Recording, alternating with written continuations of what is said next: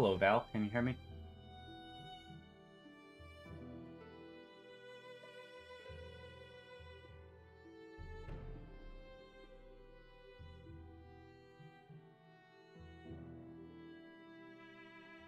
If you can hear me, let me know if the volumes of anything is too loud, like the game or anything.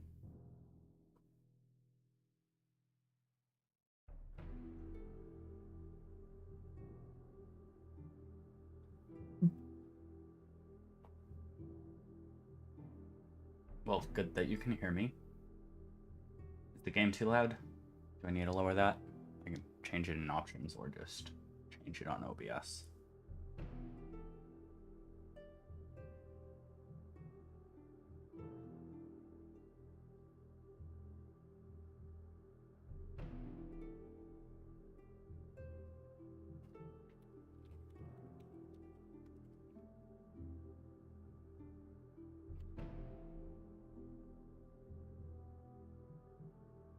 You think it's okay? Okay. If anything's wrong, like you can't hear me, or you need me up, or you need the game down, just let me know. So, as you can see, this is Tales of Maj'eyal. I have a lot of games, like, that are already going on. As you can see, you can have an infinite amount of games. Kind of ridiculous. Some of these are on older versions. You can see like this is 1.7.4 up in the top right. I go through and purge them every once in a while because I'm obviously not going back to that many games. So what kind of class do you want to see? Let's have a look. New game. Alright, so this is the new game screen. You can change your name, change your gender, whatever you feel like. Campaign, literally, this is one of the DLC campaigns. The arena is, and the infinite dungeons are two unlockable campaigns if you play the game. You find the infinite dungeon, and then you can play in an infinite dungeon, which is kind of like a, it's kind of like Crawl-esque, in a way, but it doesn't actually have an end. You just go forever, and it's just a question of how far can you make it before the game finally decides to kill you. The arena is a small, like fighting zone where it's either every certain number of turns or it's after you kill everyone in that zone, but you get progressively harder and harder, kind of like Ziggs, but like you don't change floors. The enemies spawn in, like to kill you. Yeah. And Maj'eyal is the main campaign. We have multiple difficulties. You have to defeat a easier difficulty, so normal is the only one that's unlocked. Easier and normal, I should say. And then once you beat normal once, you get to nightmare. Once you beat nightmare once, you go to insane. Once you go to beat insane once, you'll get madness. Obviously, I haven't beat insane, so you can see that. And then you can switch your permadeath from explore, which is, you know, kind of what it seems. You have infinite lives, can't die, just kind of mess around so you can test things out. Adventure is actually kind of the normal game mode, I guess you could say, in this. Basically, you start out with like 1 extra life, and then at level 2 you get another extra life, and then 5 you get another extra life, and at 7 you get another extra life, 14 you get another extra life. So like you still have to play kind of safe, but it does, give you that kind of, you have extra lives kind of thing. But if you die twice at level 1, you're dead. But, it's definitely different. And then you get permadeath for roguelike, obviously. some ways to get extra lives in roguelike anyways. So there's the Waters of Life, which is a unique item that has a chance of dropping in a game. It's on the more common side for unique items. It's a low level unique. It's a tier 1 unique. So you'll probably get it like 50% of games or more. But I mean, it's possible you don't get it. And that just gives you an extra life. The difference between the extra life of like adventure mode and rogue and the Waters of Life is that in adventure mode, what happens is when you die, I can actually probably show you real quick. I'll go into an adventure mode game. I'm just gonna purposely die. Don't mind me. When you die in an adventure mode game, not even gonna do that. Not even gonna do that. I'm just literally gonna go find an enemy and die. When you die in an adventure mode game, what happens is you actually go to the astral plane, and oh damn.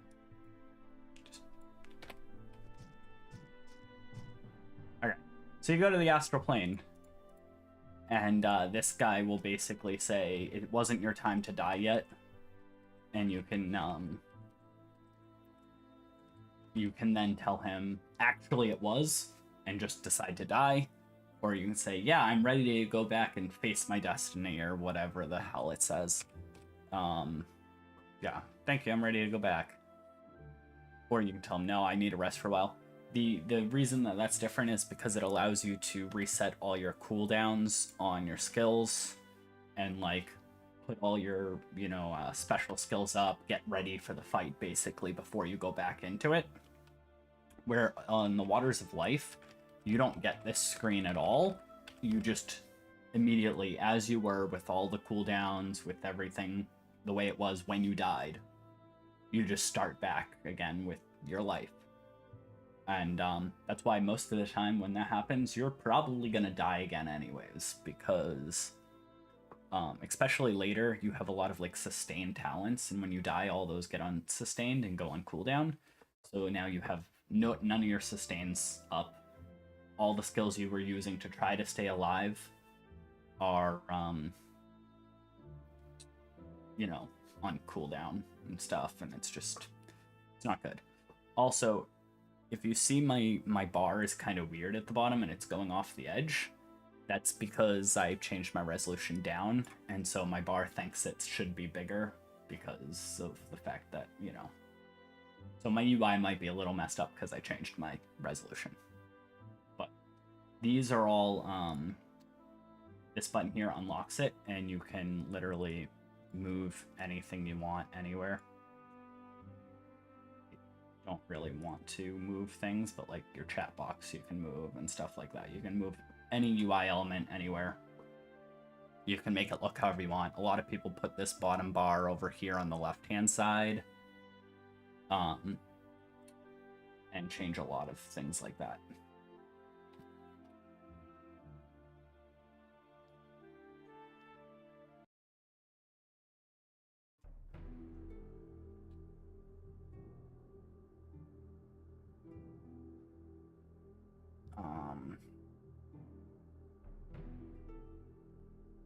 Also, if my game crashes while I'm doing this, it's a Linux bug on loading games. Just to let you know, it's not a normal bug, it's a Linux bug.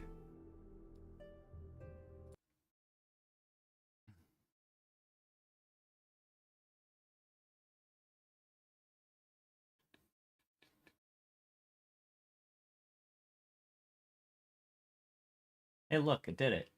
I'm not surprised. It's literally just on loading games on Linux.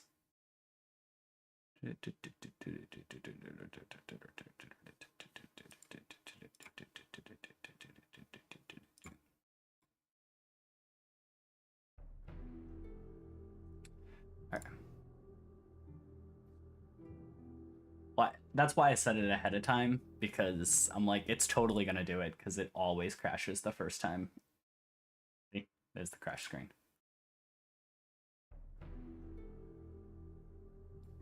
But it's literally just a Linux bug, and I actually know how to get it to not do it, but I just don't want to do it.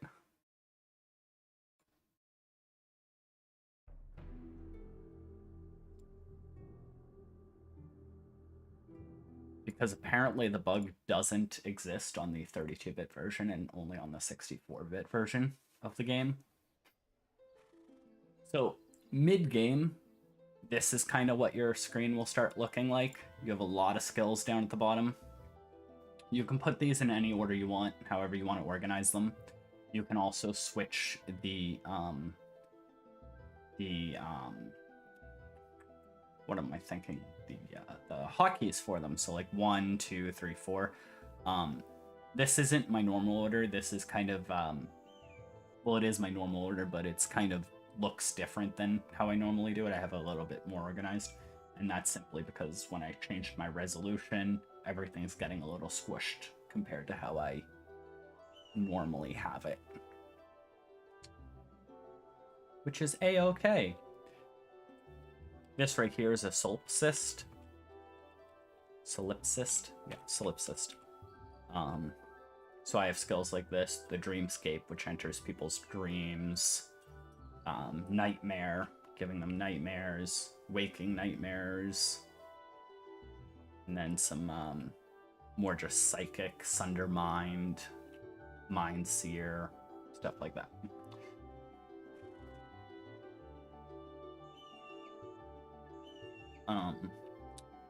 Do you have any questions so far? Just out of the basic UI elements that I've said and stuff, because then I'll get into a game and like teach you how to play.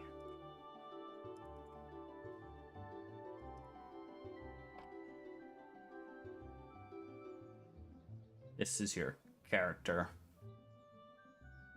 items, and then all the items in your inventory. I don't think so yet. Okay. So while I'm here, one of the basic things is these things called infusions in your category. If you want to sort by category, infusion. There's also runes. So this rune and these infusions.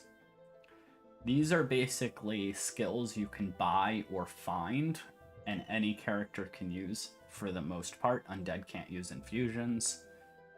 Is actually a restriction because infusions are nature abilities, and the undead can't use nature abilities, but that's besides the point. These are probably the thing that you need to pay attention to most as a new player. They are literally what's going to save your butt. ToME doesn't have potions, for example, so if you want healing, you're going to have to get a healing infusion. And then it will give you a skill that has how much heal and how much cooldown it has. Or like a regeneration infusion, which will give you how much heal and how much cooldown. You can actually look at the left-hand side here, and it says 108 over 5 turns. So that's how much healing you'll get regenerated. One of the best ones for newer players is this one right here, the movement infusion, because running away is amazing. No one likes to be in a fight that's gonna kill them.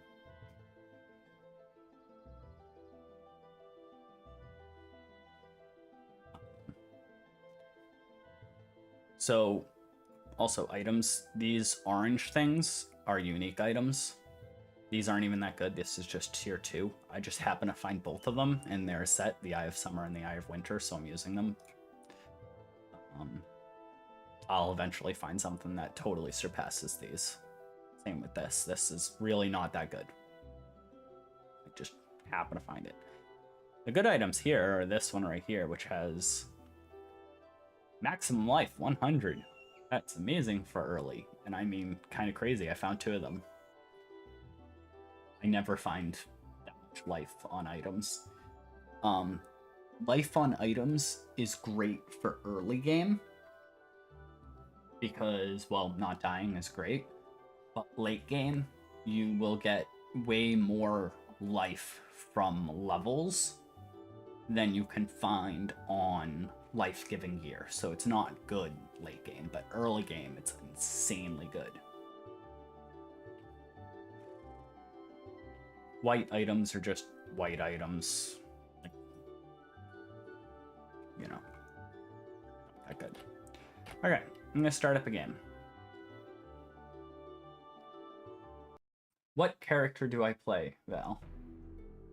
I'll give you your options. I'll pull out everything just to show you. I only have one class that's not unlocked, so I will let you pick. I don't care.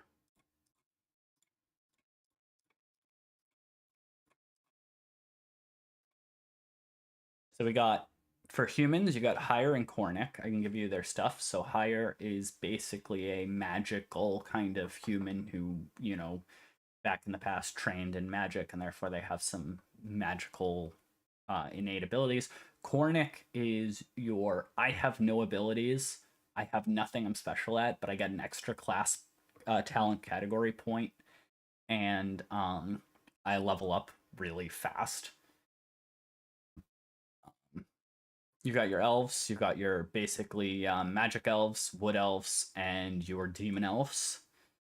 You got halflings, which are your obvious halflings, exactly what you would think. You got dwarf and drem for your dwarf categories, your deep dwarf and your regular dwarf. I don't know what I need to say about them. Dwarves are good at taking a hit, I guess.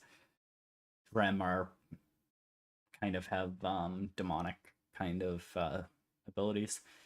The Yeek are a mind. Doom Elf, okay. Doom Elf, sure. Okay, and then for the warriors, we've got Berserkers, Bulwarks, Archers, Arcane Blades, and Brawlers. This is the class that I don't have unlocked because I don't play rogues enough, and all you need to do to unlock this class is either play a rogue and a Shadowblade and do like 600 damage in a single hit, and I just don't play rogues and Shadowblades enough to actually do that. I should totally do it one time. But for rogues, we got Rogue, Shadowblade, and Skirmisher.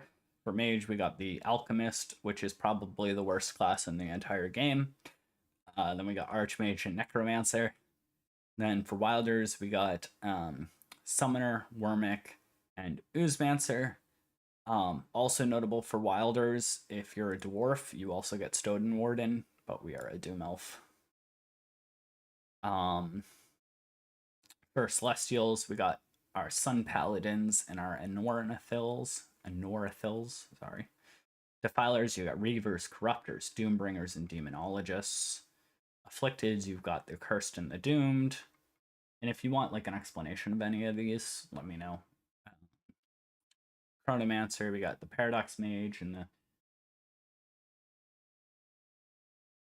you can do whatever you want because I'm probably going to die anyways, and I'm just going to show you what the basic skills and how things work are anyways, so just pick something you're interested in. It really doesn't matter. I'm not going to like actually try to win with this character. Psionic, you got Mindslayer, Solipsis, and Possessor. Possessor is a and I think same with both of these. I actually can't remember if Wanderer is a class like that, but Possessor and Adventurer are both donator only classes. So either if you bought the DLC, any of the DLCs, or if you just donated money, you get access to these. I don't actually remember Wanderer because that actually came out in like the last version of the game, and I had already, you know, bought everything, so I don't know. But Possessor is exactly what it sounds like. It's a class that possesses bodies. It's actually considered the strongest class in the entire game because it possesses the bodies of the enemies, and the enemies are obviously, on average, stronger than the player. But I suck at it. Adventurer is like a build your own class. it is not balanced in any way, and also skills break with each other. It's kind of just fun. Wanderer is kind of like that, except you don't get to choose. Rething 1 and Cultist of Entropy are from one of the DLCs, along with all the Tinkerers are from another DLC. These are kind of like Eldritch classes, Eldritch Horror kind of themed classes, and these are steampunk classes. Saw Butcher, Gunslinger. And then Demonologist and Doombringer are the other DLC. I believe that's all the DLC classes. Yeah, I'm pretty sure that's it. So Doombringer and Demonologist are DLC classes. Rething 1 and Cultist of Entropy, and all the Tinkers.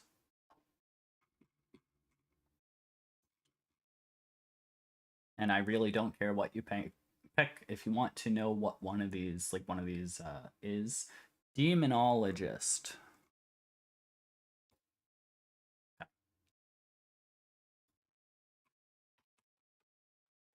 Okay, Demonologist. Val, male, insane. I guess we'll go on roguelike, even though I'll probably die. Play. So, some races and some classes have starting zones. So I'm gonna, when I get through this part where I pick skills,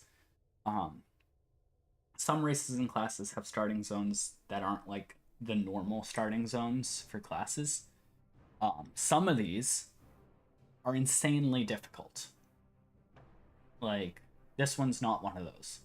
But some of them, the boss, especially, is insanely difficult.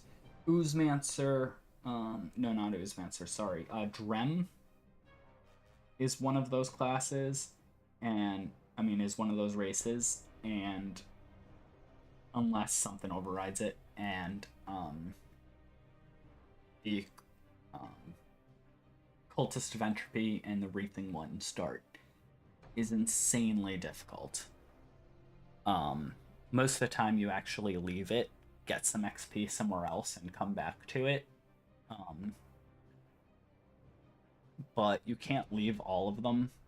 Some of them you like start in the dungeon somewhere where you can't leave. Or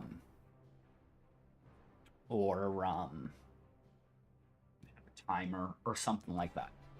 Anyways, so here on the left we have stats. I have 0 stats to put in because I'm level 1 and this is just asking me what I want to start the game with. Some classes will start and you can put something in it, some won't, blah blah. Class points, so I can pick class points. Because I started, I can actually take out class points out of everything. And you can, like, you know, pick your skills, how you wanted to build it. I actually have no idea how to even build this class, so I'll figure it out. These two down here are locked classes. Or locked categories, I guess you call them. That's what these are, category points. Category points can be used to either unlock a category, right? Boost a category by like 0.1 or something like that. I don't know. It's never worth it, or rarely worth it, so I don't even remember. You can boost a category up by 0.1 or whatever. Or you can use it to unlock an inscription slot. You can still earn 2 inscription slots, but you need a category point to unlock it. You have a maximum of 5 inscription slots you can unlock on a character. Inscription slots are used to either set a rune or an inscription on basically you ingest it or graft it onto your body is how it's actually described or whatever. And those give you a whole bunch of different abilities. They're like actually amazing, and like at level 10, like 90% of classes want to unlock another inscription point instead of unlocking a category, because that's how good they actually are. I'm not even going to try to win. I have no idea how to even play this class, but whatever. Obviously, Demon Seed we need. We're going to boost up Osmosis Shield. I don't care about this at all. I'm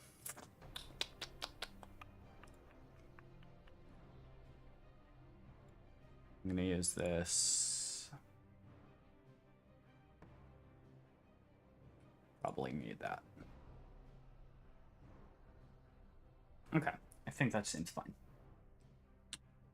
So, I'll go back into this for a second.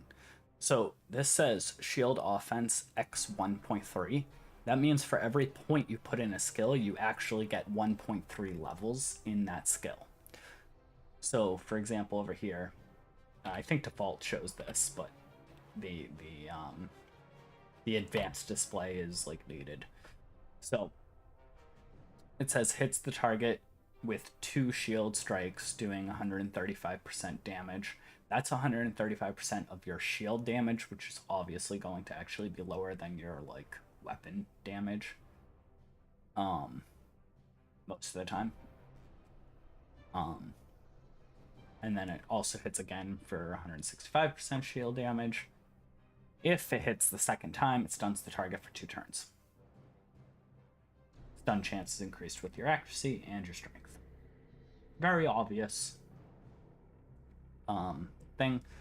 Up here you can see that it by the talent category known talent at level 1 or whatever, it says how much strength you need for each point into it, what level you need to be for each point into it, and then it will say your effective talent level. So it goes 1.3, 2.6, 3.9, and then 5.2. So you can kind of tell as well when looking at the damage numbers that between that 3.9 and the 5.2 you get a little bit of a bigger boost than you get for each other point, and that's simply because you boost it up from a 3 to a 5 basically because of that 1.3 in the skill. I think that's good. Oh, and then prodigies. Prodigies you get at level 25 and 34, I think. They have requirements on them. These are like uber skills that you can get. Like this one for here. You need 50 cunning and level 25 at least to unlock. And obviously the actual point to prodigy point. You are adept at many different skills, granting you plus 1.5 to all known talent levels. Or Draconic Will, you need to be close to the Draconic World, level 25, 50 willpower. Tells you all the cooldown stuff. This one will basically make you immune to negative effects for 5 turns, etc., etc., etc. They are amazing.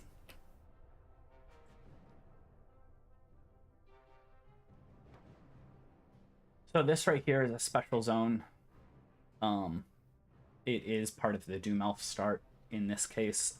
I also think it actually might be the Demonologist start, so you just happen to pick something that both starts happen to be the same. Y'all also picked an interesting class that has 2 bars. Most classes only have 1 start with, but since this is a melee class that also uses Vim, it has both. Stamina is what you expect when you use a like a melee skill, for example, or a running skill or something like that. It will use up some stamina. If you don't have enough stamina, you can't use a skill of that type. Vim is a special resource for these demonologists and other things. It's a kind of like a life force skill. and you get some when you kill enemies, and that's kind of about it. These right here, this Rune Shattered Afflictions, Rune Blink, and Rune Shielding, these are the 3 starting runes for this race class combo. Each race will start with different things, and some classes override some parts of it. Like, if you start as an Archmage, you will always have a rune for regenning mana. I forget the name of it right now off the top of my head for some reason, but that's regardless of what other classes or what race you pick. But the other ones are usually race based. Like if you pick Cornic, you usually get a regeneration, a healing, and a wild rune.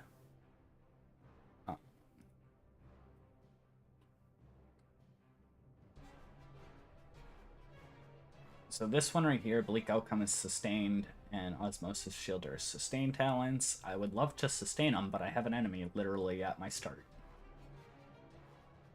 You can hover over enemies, and it will give you information about them. You can also hit Shift L to lock that in place, so you can move your mouse if you want, and then Shift L again to get rid of it. Movement is numpad. I think I said that before. But anyways, there's an enemy here. I want to kill him, but I also don't want to take damage. So I'm going to use a shielding. As you can see on the right-hand side, it says usage speed 0% of a turn. It's instant. So it doesn't take a turn to use shielding. This blink, however, uses a full turn, 100% of a turn. 100% and 0% are the most common. You will sometimes see smaller than 100% because you have some sort of like global speed buff, or something like that will like give you like 30% increased global speed or something like that, and then that will actually display on that tooltip how much the actual speed is, including all your buffs or anything like that. That one might not be instant, but Haste of the Doomed, which I kind of forgot to say. So over here, you can see Race Doom Elf. These are skills that are actually inherent to what race you pick. So every race has different skills that are dependent on their race. So this one has Haste of the Doomed, which is a blink that allows you to blink again after you've already cast it once. But the second blink will be not instant. Then Resilience of the Doomed, which gives you resilience to detrimental effects up to 20%. And you have lower crit multiplier against you. Corruption of the Doom turns you into a creature. I'll go over it. And then Pietless, which assaults the minds of others and increases the cooldown of any already cooldown skills and increases the length of detrimental effects that are on them. So good if you're building like something that's like to get like a really long stun or a really long poison on someone, you know, things like that. So this one's instant, so I'm gonna use it to blink right next to the enemy because I don't have ranged skills, or I do, but not really. I'm then gonna use this Demon Seed skill to attack him, and I missed. Isn't that wonderful? I'm then gonna try to bash him with my shield to stun him. As you can see, now that I've cast all those skills, this one's on a 12-second cooldown. This one has a 4-turn cooldown. This one has a 6-turn cooldown. So like I can't use those skills again until their cooldown is done. I have no actual skills really to use except for this one, but this one is a pull, so I don't want to use it when they're right next to me. So I'm just gonna, normal attack into them, do 28 physical damage, do it again, killed them. I then can pick up gold. Yay!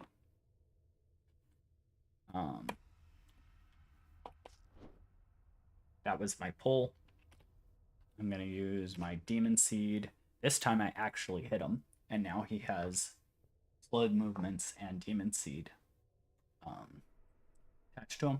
You can right-click and inspect creature to get more information. You can also do that by hotkey, but whatever. It tells you how much life they have, how much mana they have, or any other things. You can also hover over effects to see what the effects do.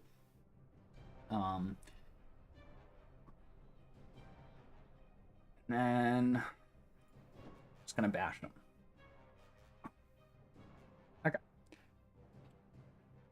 And now you get kind of an idea of this special class. So this Demon Seed, which I just got from hitting that enemy with the Demon Seed active, grants me a talent, Flame Bolt.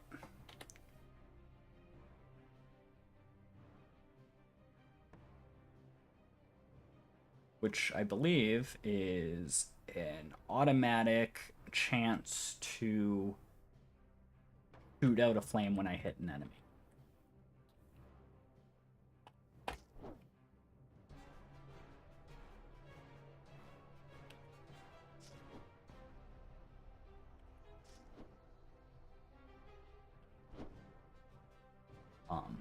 Z is your auto travel skill. Auto traveling is even worse than it is in crawl. Like, you will literally die after a certain point because you're auto traveling too much.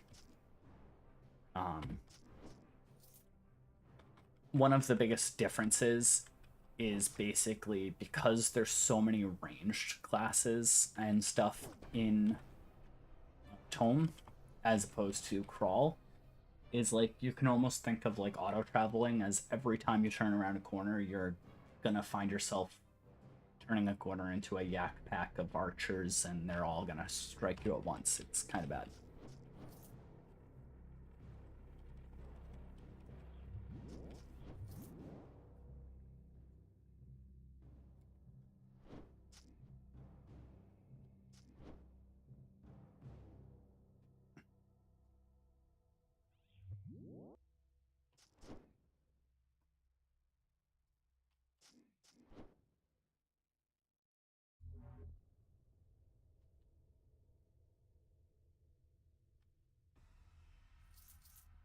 Um,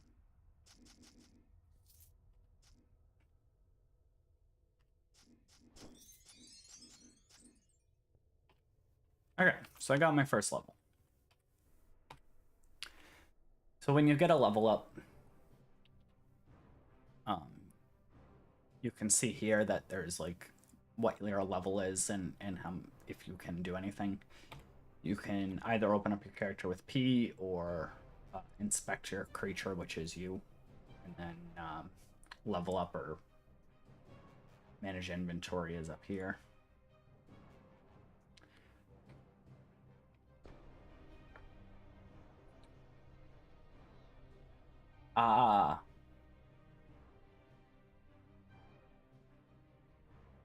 You can increase your stats. I want to increase strength. I also want my stun to be longer. So going from 2 to 3 turns of a stun. I also have, that was for my class points. I also have a generic point, so I can add a generic point in here. As you can see, I can't put a point in here, and that's because my cunning's not high enough. It says cunning 12 is required. I don't have the cunning to do it, so I can't put a point in here. I'm going to put a point in...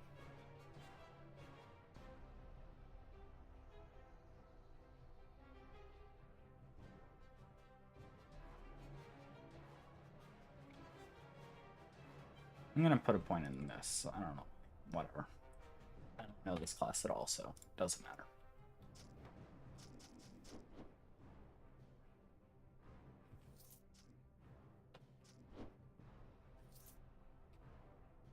What are you saying, to, Bell?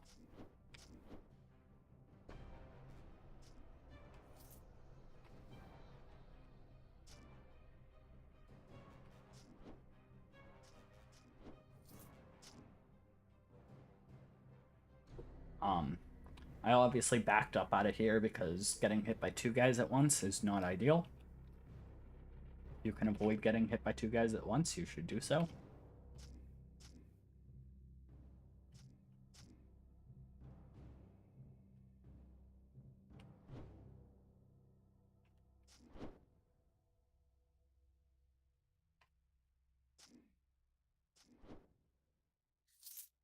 Oh, I almost died? Yeah, probably.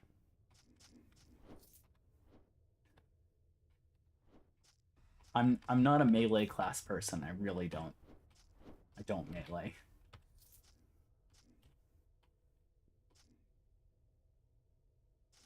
And I am playing on insane difficulty on top of that. So, like, not my kind of class, and, like, harder difficulty. I'm, like, not in my element at all.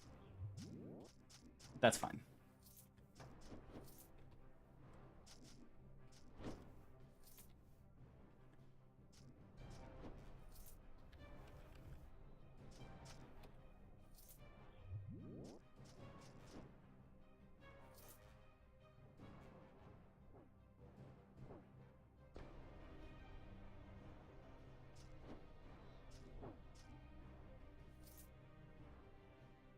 Okay. So this is my portal to the next level. So I can take it. Now here's one of the things that's different about Crawl than ToME. In ToME, you will auto pick up every item. Every single item. But they don't actually go into your real inventory. They're in your inventory, you can interact with them, but like they're in kind of this thing called the transmogrification chest. And basically they don't take up any space in your actual inventory while they're in there. And they don't weigh anything because there's an encumbrance in this game where if you get over encumbered, you can't move and stuff like that. But when they're in your transmogrification chest, they don't take up any space. They don't do anything, right? At the end of every level, the game will ask you, is there anything you want to keep from your transmogrification chest?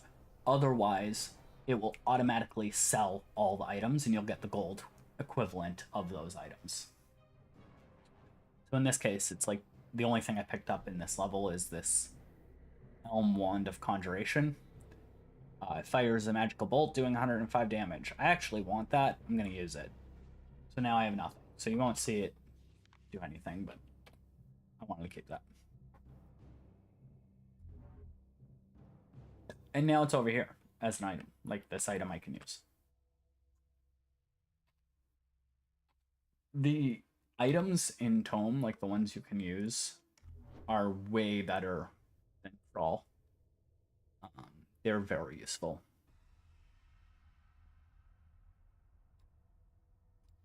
Also,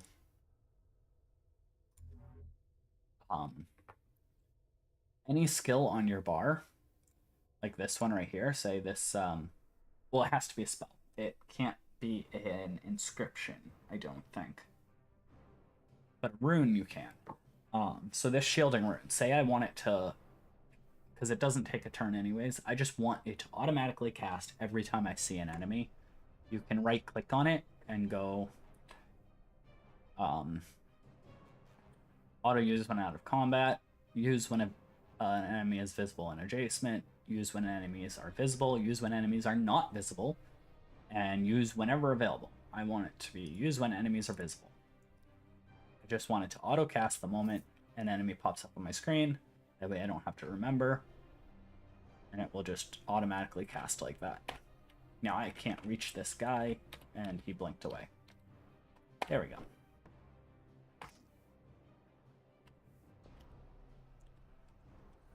Oh, I guess I'll get hit by this so I can show you. So when you get hit by like a fire attack that can do this, see, I'm burning. You can also see it up here on the left-hand side. there's a physical effect on me of fire, burning. I'm on fire, taking 9.3 fire damage per turn. Negative effects are the thing that's probably going to kill all your characters, or like what's going to put you in the situation to kill your characters. That's why things like this right here, or wild infusions, are really important. This is a Shatter Afflictions, which is rune that instantly dissipates the energy from your ailments, cleansing all cross-tier effects and one physical, one mental, and one magical effect. So if I cast this, that burning just goes away. But it does go on cooldown. So you can't just always spam these things. Like, sometimes you have to go, oh, well, that effect isn't that bad, and I don't want to use it, and it be on cooldown when I need it.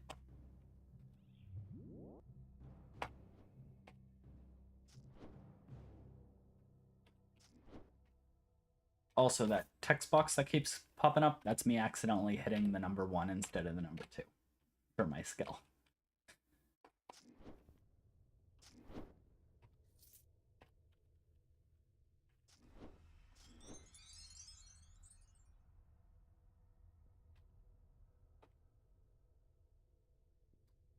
So I leveled up again. I want more strength. Give me more strength. I also want more bash. Give me more bash. I'll also pick one of these. I have no idea what I'm doing, so don't mind me. Like with this class, like I'm not. I think I've played this class once, one other time, and just to figure out what it was. Yeah, Demonologist is a melee class. It's a special melee class that uses these demons here. So like this demon seed is 2 main hand. Basically what it does is the idea of the class is that you implant a seed in enemies, especially stronger enemies. And when you kill them, it gives you a chance to like for that seed to have grown, and it can augment your gear. You can eventually augment every piece of your gear with different effects and things like that. So this one gives you Flame Bolt. You can also summon those demons to actually fight as a demon on your side instead of just this demon seed that affects your gear. But normally that's not actually that good. To be honest, it's normally not that good. It's usually much better to augment your own gear than to make a summon of a weak little demon.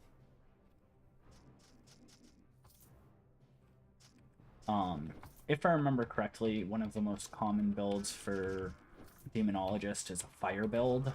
Basically, you get all the fire summons and you just rack up your fire pen and your fire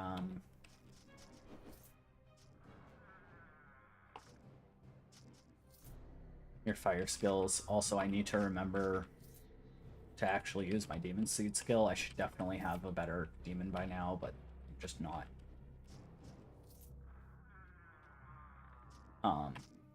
Every type of enemy and every like rank of enemy has like better chance to get your certain demon seeds and stuff. Oh, cool! One of these I can actually show you. Unlike Crawl, when you hit auto travel and the floor is clear, it will actually keep switching you between the in and out, like doors. So these things right here, they are almost never worth touching. These statues of demons, demon altars,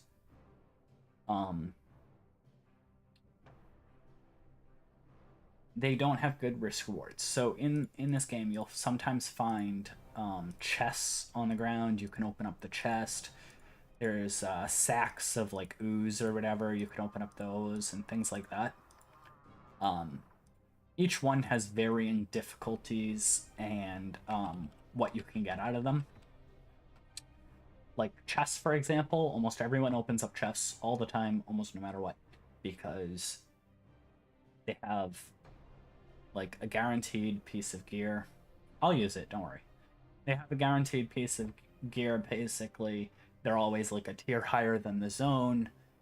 And usually they don't summon something to protect them that bad. And like, so it's usually worth it because you know, as long as you're prepared. The Sacks of Ooze come from the DLC for Cults, the Cults DLC. Those things are insanely deadly. They have like a 90% chance of summoning a Rand boss, and it will be really, really tough. On top of summoning the Rand boss, it usually puts like a really bad negative effect on you, like 50% less healing and taking damage every turn. They're I still open them. These things, however, they have like a 90% chance to do literally nothing. They give no items and anything, so there's no benefit to them. They have like a 10% chance of giving you a positive effect, but you're usually not touching them while you're fighting enemies. So like the positive effect that lasts 5 turns does nothing really. They have like a 30% chance of doing like a negative effect to you. It's ridiculous. It's actually like ridiculous. And it has a really small chance of summoning a boss. So it's like, do you really want to touch it? Yeah, go ahead. Oh, look at that. Leave it. It did nothing. You felt the fear escape and it did nothing. Yeah. Literally a waste of time. Didn't do anything. 90% chance to do absolute literal jack shit. Also, while I'm over here, you can see this zone on the ground right here. Levels, depending on the level and what they are, have chances to yatta. Yeah. They have chances to have like zones like this. If you're standing in this zone or an enemy is standing in this zone, it gives them or you a buff or debuff depending on what they are. This one is a Spellblaze Scar. If you go over here to see your effects on you, this is Fire Haven, other floor effect. The target is surrounded by a Fire Haven, granting 40% fire damage affinity, but negative 15 to blight resistance. So you don't want to be standing in there against a blight enemy. It actually looked like Spellblaze Scar. Apparently it was a Fire Haven. They honestly look alike. Okay, so this is the next zone. Also, if you notice, I have no more Vim left. So here we go. So here, this floor, I picked up an Arcing Iron Dagger of Phasing. Am I gonna use a dagger?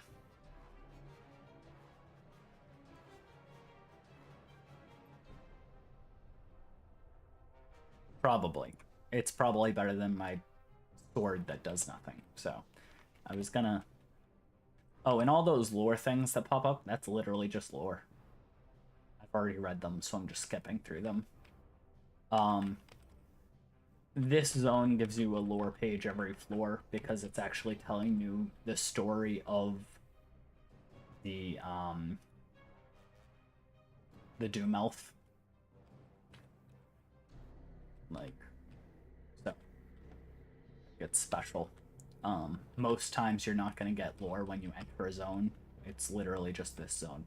You can see there's an effect here as well. Floating rocks, Fel Aura.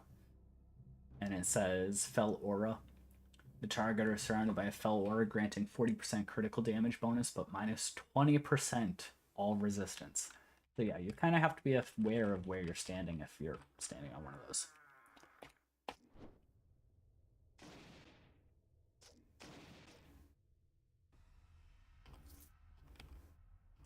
Oh, also, over here, there's a button to open up your inventory if you want.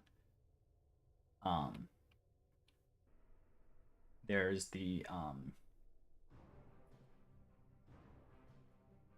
your known talents if you need to change the hotkeys of anything. I believe that's also M. Yeah, it's also M. So like you can also see talents. So like flame bolts here, you can see it, it's passive. 25% chance to hurl flames, etc. Here is the message log. You can also go into the chat. ToME spoilers, ToME, the main menu chat, or the global chat. Don't type in the global chat or the main menu chat. Just type in ToME chat. Everyone types in ToME chat. Or you can make your own chat. I believe that is like a / something. I would have to look it up. I talk enough to do it. But if you were playing with friends, you could create your own chat and chat room and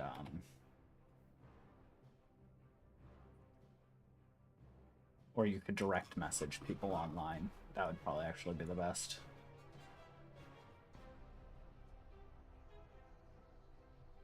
Unless you're playing with, like as I said, a group of people and then you want to create your own chat room.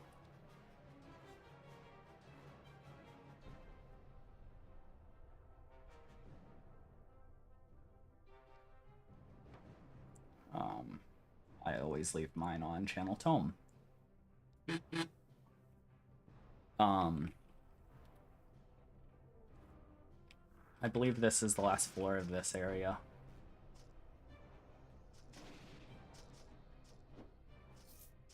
Let me just try to... Oh, speaking of that, if you have an item, like, so this one you can see it's highlighted. That's because it's actually in the transmogrification chest. You can also sort by different types of items, including just your transmogrification chest or all.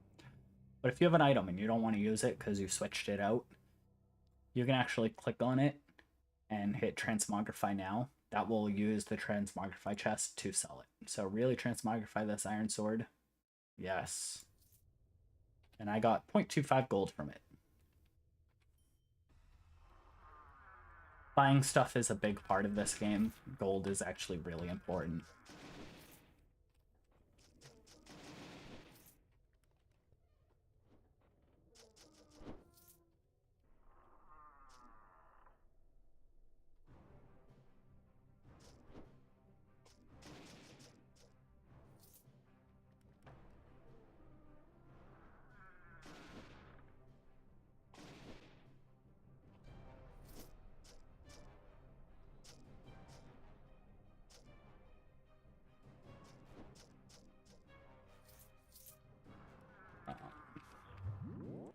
You can also set up health warnings and stuff like that, just like in Crawl. I don't even know if I have any set, to be honest. I really should.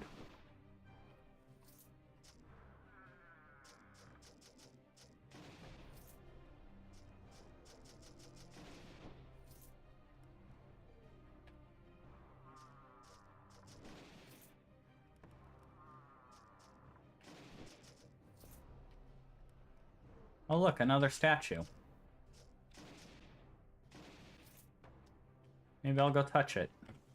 Yes. Oh, it left a strange effect on me. It gave me increased strength and magic by 9 whole points for 9 turns.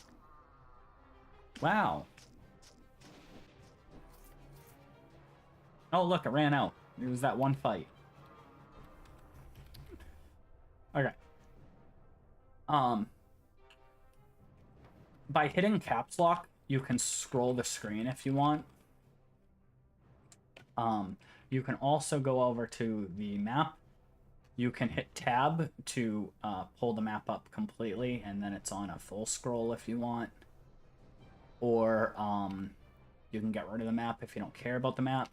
Or while it's on the right-hand side, you can right-click and drag to scroll around the map. I was looking for this, because if you read the lore, which I didn't bother reading, it says you need to find the tracking control crystal to be able to escape. In this case, this will unleash the boss. What a surprise. Oh my goodness, the boss has come to try to destroy me. You can inspect creature. It's obviously a boss. It has this thing underneath it that's like orange, and you can inspect it, and it says boss in the type and all that stuff. But it will tell you his global speeds, how much he heals, how much he regens a turn, all his strength skills. His inscription is a mana surge rune. How much life and vim he has. You can look at his attack stats. You can look at his defense stats if you want. You can look at what talents he has, the exact skills he can use, and at what level they are. And you can even look at his equipment. You don't have all the info about his equipment, but you know what he has. So you know he has a Iron Great Maul, and this Iron Great Maul has some sort of effect. It says Ego. It has some sort of effect. You don't know what that effect is, but it's something. Same with its rough leather armor here. It has some sort of magical effect. You don't know what the magical effect is. I'm obviously going to cast Demon Seed. He now has Demon Seed and Bleak Outcome, which is great because it's needed. I'm then going to try to stun him, which stunned. Stun is one of the greatest effects both for you and enemies. It's going to kill you. It's going to help you against enemies. It lowers his damage by 50% and puts 3 of his talents on cooldown and reduces the movement speed by 50%. So as you can imagine, it's definitely like one of those, this is going to save my butt.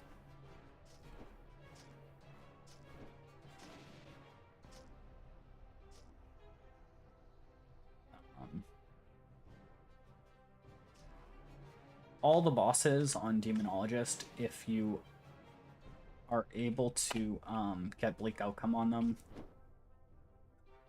and you manage to get the chance, which I think is increased chance on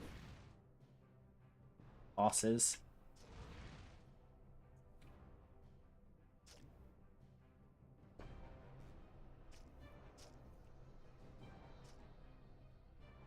How much life does he have left? 50 life. Okay. So that was the boss down. Got a level for it. Got some rare items and stuff. And got the Rod of Recall. The Rod of Recall is an item you get when you kill your first boss of whatever game you play. The Rod of Recall is the item that allows you to...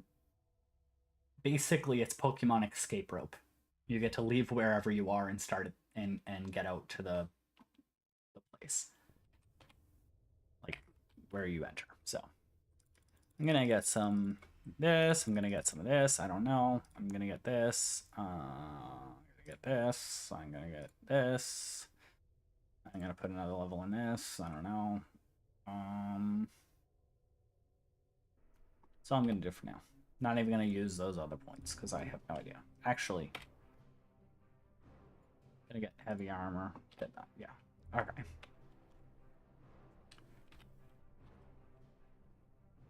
So now I have a whole bunch of skills. So this is a great sword. It needs 2 hands, but I obviously use a shield, so that's going to be useless for me. The crowd collar, on the other hand, I want.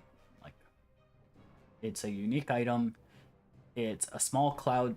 A small storm cloud follows you, dealing 15 lightning damage to all enemies in a radius 3 each turn. As a melee class, like, doing extra damage. Cool.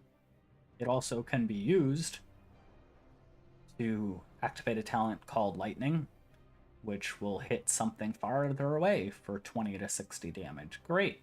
I'm melee. Having something that can deal damage at ranged is great. I'm gonna use this impenetrable fire resistance thing. I'm gonna delete this item. Now you can see I also have more demon seeds. This is a demonologist only thing. But I have this, a level 5 main hand thing.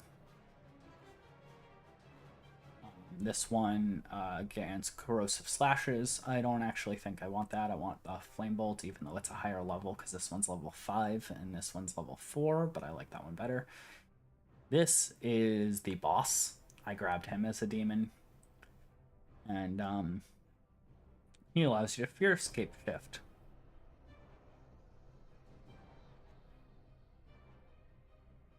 I can't actually use him yet, but he's cool.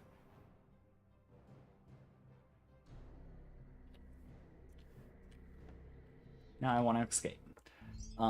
Entering a zone, you can either right click on it and like hit like go into, or you can use the caret keys like in crawl. This is an achievement. I have a new quest, another new quest. I started in this zone. I'm on level 2 of this Gintling Cave or whatever. There's a couple of, I think actually just 2, starting zones, quests, air quotes, in which you get randomly teleported to the second level of a T1 dungeon upon completing it. 99.9% of the time, you just want to leave that dungeon and escape using your Rod of Recall, which I'm literally just going to hit. And then I'm going to kill this guy while I'm waiting for it to go off.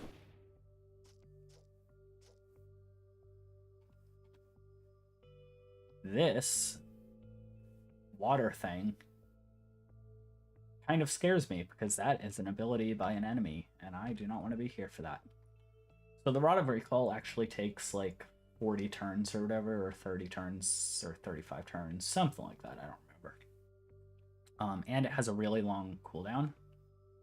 You can cancel it if you want.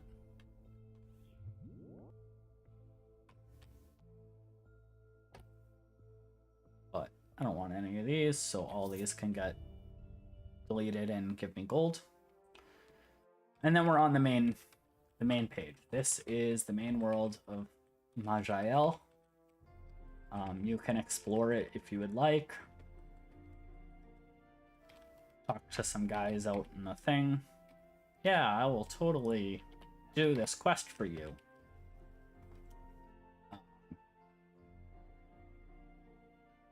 There's another guy. I will be like, yeah, I will totally do this quest for you. In fact, this one, I already have the thing I need, but I don't want to give you either of those, so no.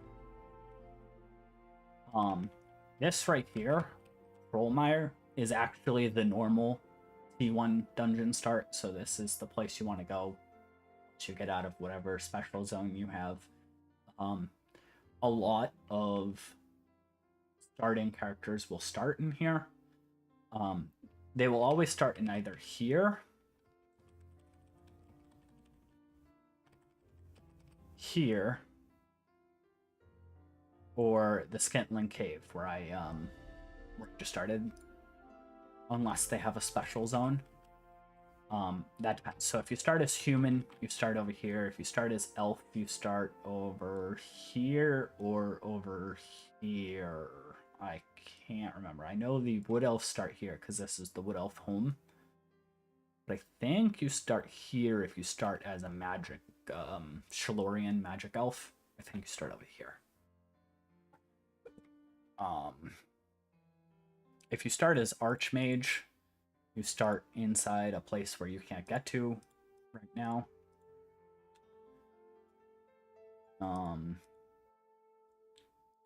You unlock different classes by completing different quests, like this guy's quest right here, or other quests. These guys that are on the map, see this one that has a red bar? This guy's evil because they are from the faction Ziggur. And if you look at their description here, they say, you have nothing to fear if you are not using filthy arcane magic, otherwise die. These guys will only be hostile to magic-wielding beings if you have any magic skill at all. If you have any magic skill at all, including these runes that aren't even really your skills, but you craft them onto you. If you even use one of these guys will all be hostile, and if you accidentally run into them, you will most likely die. At whatever level. I don't care what level you are. If you run into any patrolling guys that are hostile to you, you're probably dead. So don't run into those guys is the key. Don't do it. Just don't. These guys right here that are green, they are non-hostile. If you hover over them, they say allied kingdoms. So like they're fine. They're just They're just patrolling. You're good. They're Gucci. It just happens to be like what faction you're playing as. So you can go over here. Okay, I went over here to show you. There's some like overworld events that can happen. In this case, you came across a half-dead lumberjack. And they say, before you stands a man covered in dirt and blood and out of breath, half mad. Please, you must help. It slaughtered everyone in our village. Please. And he points his finger at a nearby forest and says, I'll go see what I can do. And you get a quest, Beast Within. And you go up to the forest, and now suddenly there's this village. Until that guy appears, this village, you can't even see it. It says min level 13, max level 23. That means that the creatures inside, or in this case, the one guy inside, is that's like his level. And it means like if you go in, his minimum level will be 13. If you're 13, he'll be 13. If you're 14, you'll be 14, etc., all the way up till 23. After 23, you're over leveling him. This is not a tough zone. Usually you go in at like level 10. Just beat him up. He's not actually that tough. But yeah, you can also find like hidden compound. These are special areas. Min level 16, max level 39. You usually don't want to start at like the weakest you can be. Except for this zone, I normally do go in at 24. But that is not because I actually want to do that at 24. I would much rather do it at like 40. But it just happens to be that I have to because of certain events.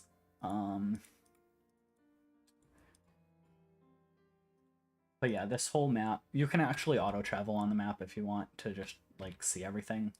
The only thing about auto-traveling is obviously if you accidentally get yourself cornered by traveling patrols because you're not paying attention.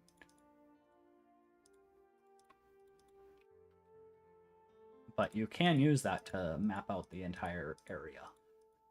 I usually don't right away because I like to use that to trigger events that happen at certain levels. Like there's one where if you're up here, I mean, you can just click on the map and go back and forth until it triggers. It won't right now, I'm too low level. But sometimes like you're like, oh, I really want to do that. So like I'll go up here and then I'll hit C and just it'll auto travel and then it will trigger the event probably on that single auto travel. Trollmare is your first dungeon. We'll go into here. This is actually an alt layout. So this level normally does not have water in it like this and be like this swampy kind of look. So that's one of the things about the dungeons. They have a like 10% chance to be an alternate layout dungeon. If they do, it changes the boss usually.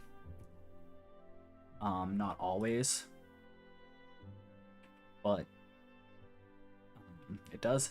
This guy right here, you can see he's a rare. He has the red under him.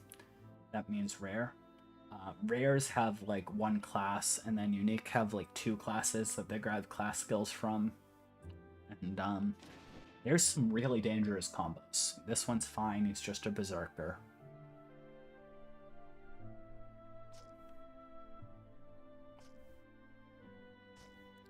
Well, I should say, he's just a berserker in a T1. Berserkers can get really dangerous later, don't get me wrong. But there's some classes, obviously, that might be a little bit scarier to a T1. This is a demonologist with a coral spray. You can see that offhand item on the right-hand side where it says main item, Iron Warbringer. And then offhand coral spray. Coral spray is actually a unique shield, and I would love it, so I really hope he drops it. He has it, so I hope he drops it. if he doesn't drop it, which there's a very good chance he does, but if he doesn't drop it, you won't ever find it in the game, because the enemy that had it didn't drop it, so it was destroyed in combat or whatever. I am frozen in an ice block for 2 turns. That's not really cool. Okay. Thankfully, this guy can't really capitalize on that, so it's fine, but it's not exactly one of the better effects. Look, he dropped the coral spray. Cool. I can now use it, because that's amazing. Coral spray is a much, much, much better shield than a basic white shield, as you could probably expect. I also got a level 8 this demon seed. I got a defensive thing. I don't need that. Okay, good with the items for now. Do you have any other questions or want to see a different class or anything like that? Or want to see a higher level class or something like that? I can just pull up an old game or something. Maybe. I don't even know.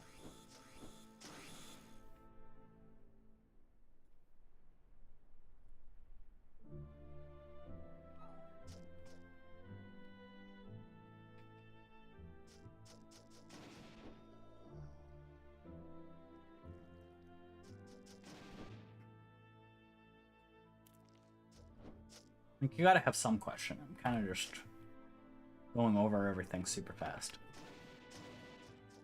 There's no way I explained everything.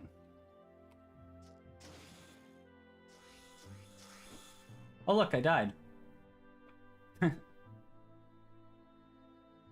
can restart with the same character if you just want to like reroll. You can change your character or exit to main menu when you die.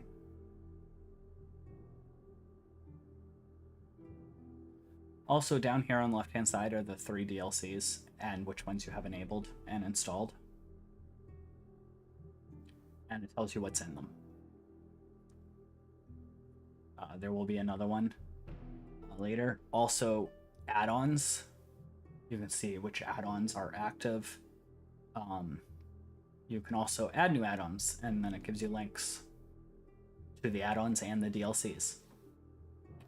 Oh, you want to see the worst class in the entire game? Let's go. Okay.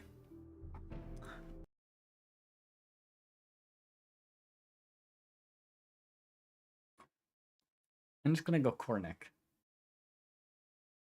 Mage. Alchemist. Play.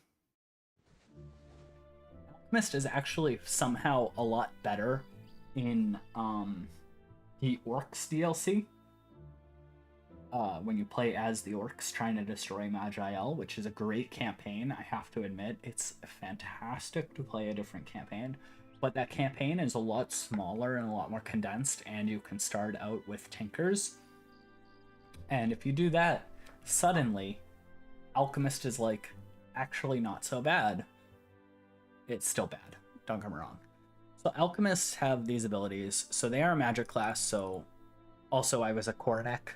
So I started with 3 stat points that I could put in. And I start with a category point, but I don't have a special thing. I'm just doing this. I'm totally going to purposely kill this thing because this thing's just awful. So the entire gimmick of Alchemist, and I really hope it changes, is Alchemist has Throw Bomb, and it just is the skills about this bomb. It also has Golemancy, which allows you to have a golem that can do things. The golem's okay, but to be honest, like, late game, it just gets one-shot. It can't survive on its own. Early game, it's cool. You get a beam spell for it, and it, like, kills enemies. Cool, whatever. But late game, it just dies. The only thing people actually use it for late game, is like they tell it to stay on the exit for the level, and then there's like a late game ability somewhere. Is it this one?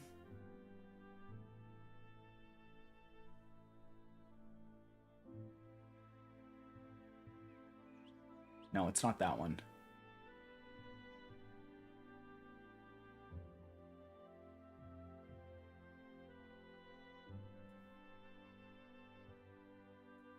No, it is that one.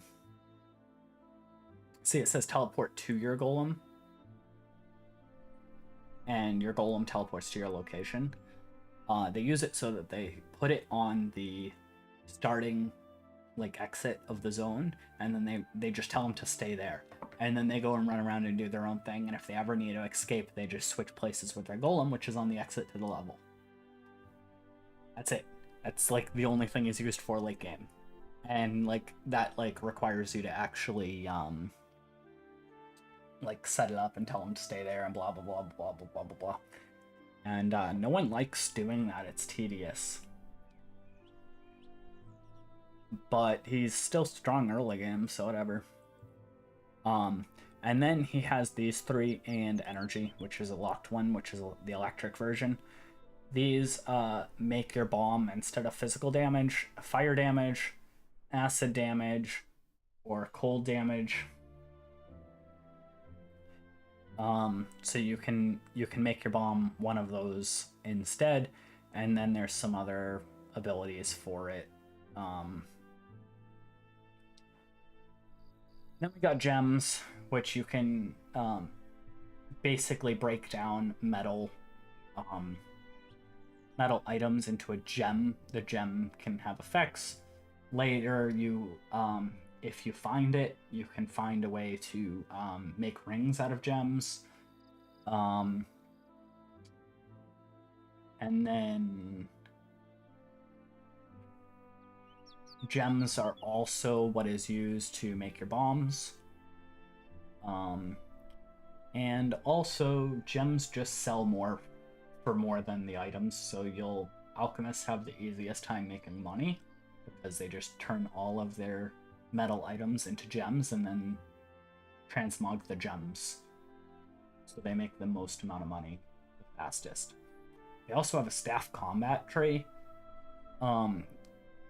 Alchemist is just a weird class where it feels like they want to be both a melee class and a bomb throwing class, but everything sucks except for the bomb, and then the bomb is like their only attack. Not really, but it feels like it, and it's just not good. I'm just gonna pump up this, and I don't know, what should I use? Guess I'll use fire and acid for now. No, I'll use fire. I hate it so much. So anyways, you go over here, and you throw a bomb. You go over here, and you throw a bomb.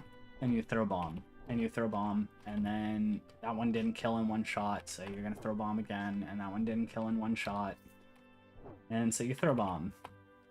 And you throw a bomb. Oh, look, they're still not dying. Oh my goodness. I got a giant tree trunk and some lore, and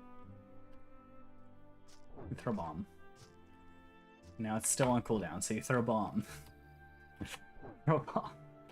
This is like such riveting gameplay, let me tell you. Oh my goodness. You throw a bomb, and you throw a bomb, and you throw a bomb and throw it accidentally hitting yourself and almost blow yourself up, and you throw a bomb.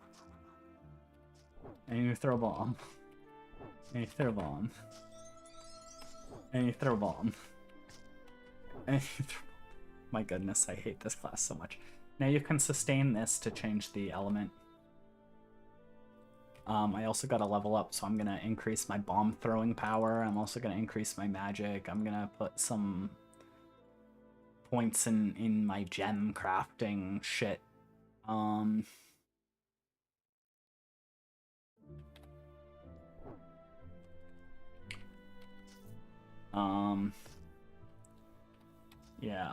Yeah, so OP. Yeah, look at it, froze the enemy. OP. Oh look, another bomb, and I still didn't kill him, and he's just doing damage. Oh, another bomb. 3 bombs to kill that enemy. Oh my goodness. And considering it's like my only attack skill, that's worth a damn. I have to wait for the cooldown every time. Wizard hat.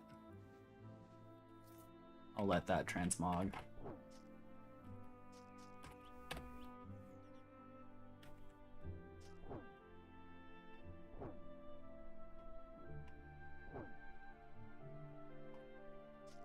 Oh no, I have to run away because I don't want to blow myself up with bombs.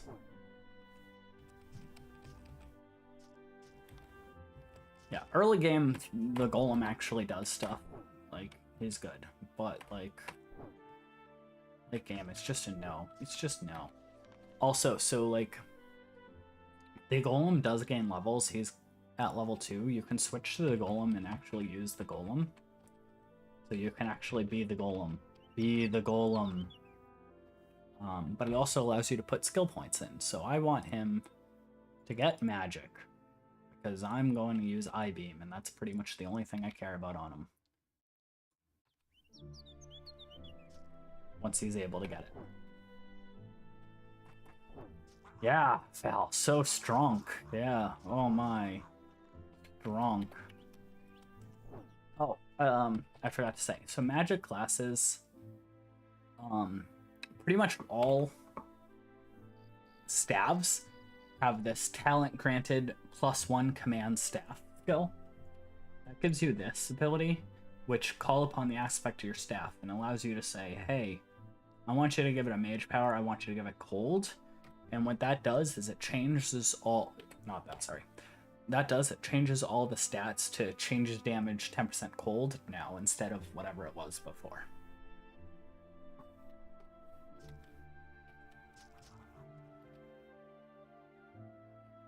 So it allows you to use staffs on basically all the different kind of elemental builds and be like, yeah, it still does the damage type I want, and you don't have to find one with the specific type of damage that you want.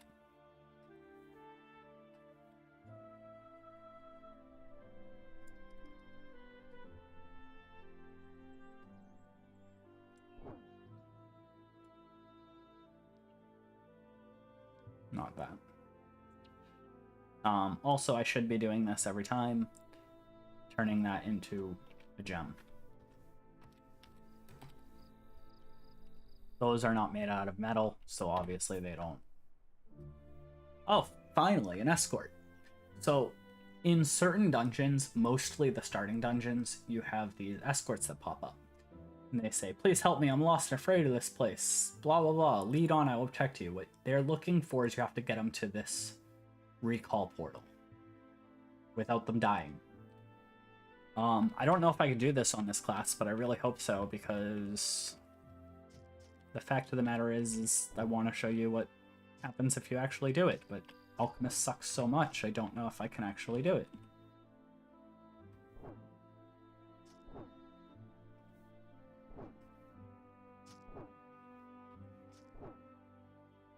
Oh, when you're targeting an enemy, so it auto-targets, and then if you hit left, right, or up or down, depending on the orientation, it will automatically target enemies. If you want it to target an empty space, all you have to do is hit shift, and it will target wherever. This becomes more important on skills that, like, you don't actually want to target an enemy. Exactly. But it's still an attack spell. So, like Ice Shards, for example. Ice Shards is a Archmage starting cold skill that what it actually does is it will fire at all the enemies within a certain AoE. But because it's an attack skill, it will automatically target an enemy. And sometimes you can fit, like, more in if you are offset, so you get like an enemy here and an enemy here, so you target in between the two, so it hits both of them, where if you targeted here, it wouldn't hit the enemy over here, that kind of thing.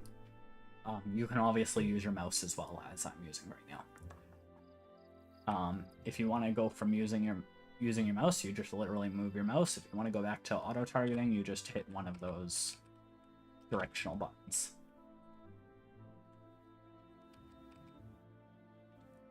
Also, the 5 key is target yourself, so if you need to get back to targeting yourself somehow. There you go. Targeting yourself is actually very useful in one weird case. If you become blind, you don't know where you are on the screen. So sometimes having a skill and then target yourself, you can now see where the cursor goes, and you're like, oh, that's where I am. You still can't see the enemies though, but it at least tells you where you are.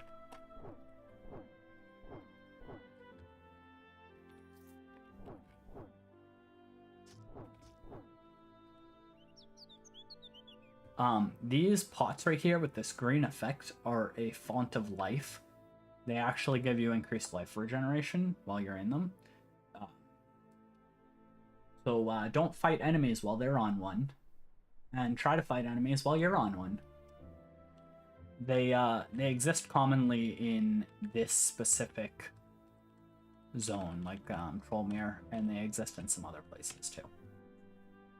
So, quest, escort lone alchemist, where I found it. The quest is done. So now it gives me a reward. I can improve my dexterity by 5, improve my magic by 5, get one of these 3 talents, Stone Touch, Channel Staff, or Staff Mastery. I don't give a shit, I just want more magic. And then because I have a follower, it lets me pick, do I want to give it to my golem or me? And I obviously want to give it to me. I don't give a shit about my golem.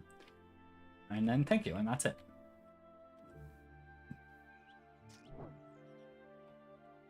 This is the boss of ToME, of the normal ToME.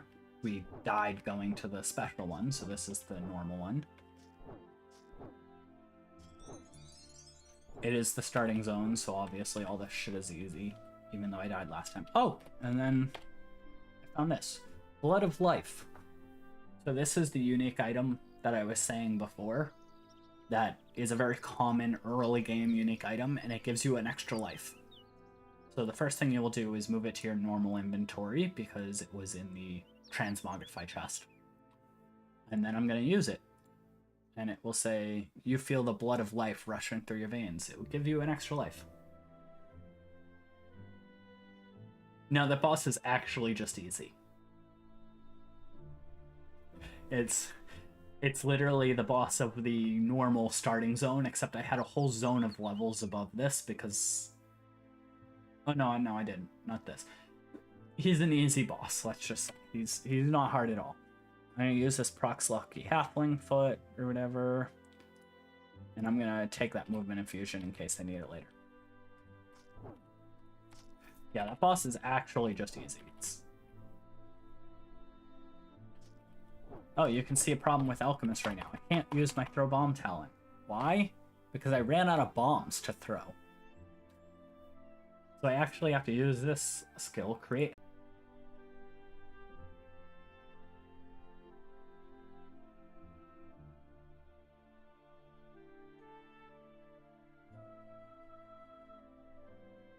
OBS told me I disconnected. Did I reconnect?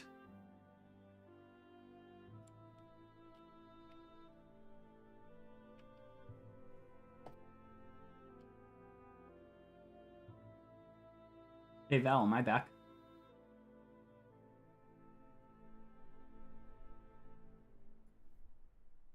Do I have to go on my own channel to find out?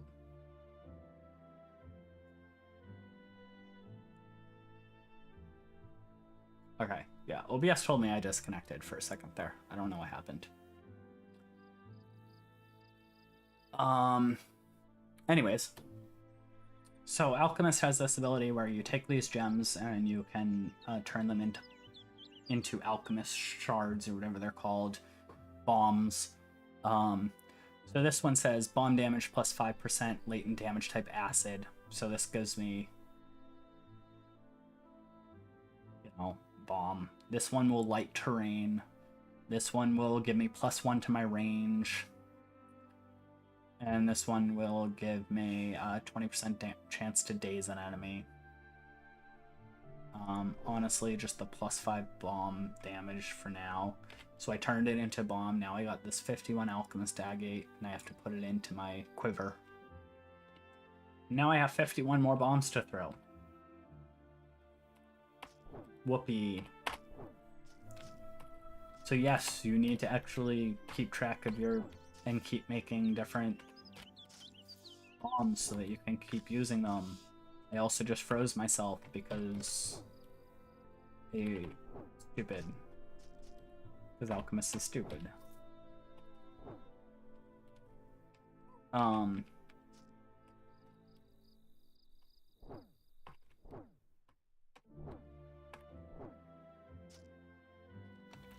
So this is a vault. Just like in Crawl. There are some classes that have to be aware of a specific thing about vaults, though. It doesn't affect this class at all, but the zones of a vault, if you can see under the description of the grass and stuff, it says cannot teleport to this place. All vaults prohibit you from teleporting in or out of them. They just do not allow it, period. So if you have a class that, like, your escape option is, like, teleport to a random place on the map, like, you know, like a scroll of teleportation, you will hit that and be like, nope, fizzles. Or, like, you need to blink a lot, and they'll be like, nope, too bad for you. So yeah, vaults don't allow teleportation. Now there is special limitations, restrictions. It doesn't allow you to teleport in or out of it. It does allow you to blink within. So like if you teleport from like this place that says cannot teleport and this place that says cannot teleport, you're fine going between the two. But if you wanted to go from here to like out here where, you know, you can escape, nope. None of that. That only really affects things that are like really trying to use teleports or like really need teleports. Otherwise you're fine. So this zone right here, the hidden way, is way to the, as it says, way to the hidden ToME treasure. I'm not gonna spoil that. That comes from picking up the piece of lore from the boss of this zone, and then you find the hidden path. I'm not gonna spoil that. You can go in there yourself.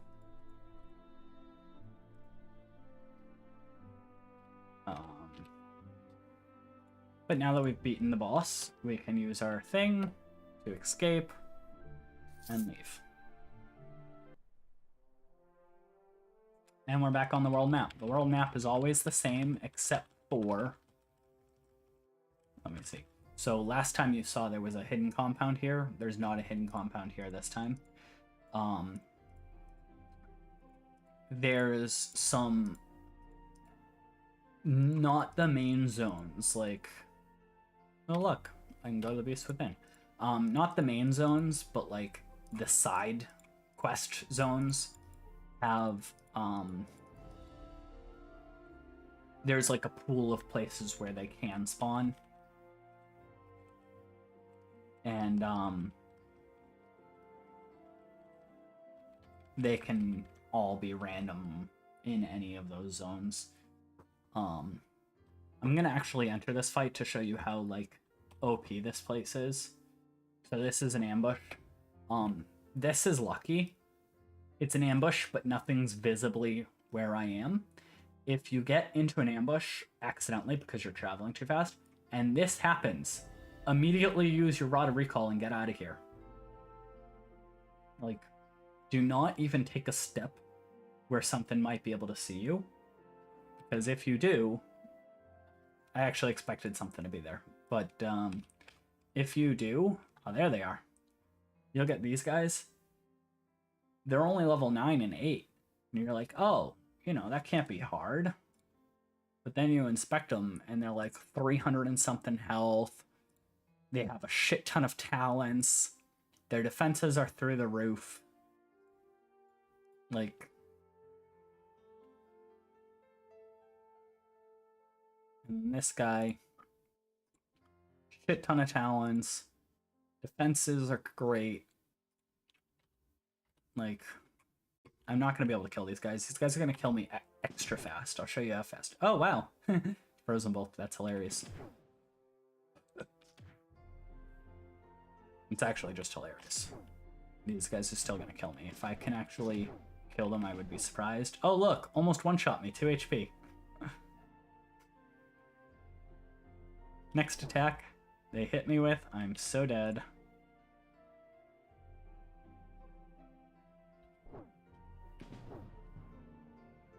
And then I'll show you the Blood of Life. Okay, so it says, you have died. This is the death message. Because I took the Blood of Life, I get this option here. Otherwise, it's the same as the one before. You can get a character dump, you can start talking in the chat, or you can restart or go to the exit. But if I resurrect with Blood of Life, I first get an achievement for it, for resurrected from the dead. But I also have full life now. Full life, full magic, exactly how it was. The things I used are still on cooldown, but I have no effects. This frost infusion that I had, that was being sustained by me, which is what allowed me to freeze things, it goes off cooldown when it goes on cooldown when I die. 30 turns. I'm never getting that back before this fight. This is the guy I was actually afraid of. This guy I wasn't, because he didn't have enough damage mitigation. This guy, on the other hand, literally has a psionic energy shield that just absorbs damage. It just takes damage. Half health. Actually 0 HP, somehow alive. And dead.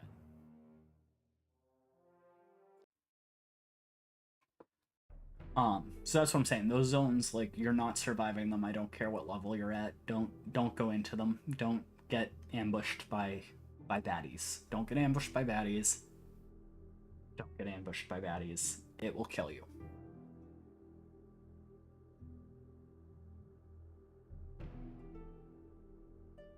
Also, if you don't like this animated background, you can disable it, and it will just give you, like, a splash screen. Also, links to their stuff is here on the bottom right. So what questions do you have? You gotta have questions.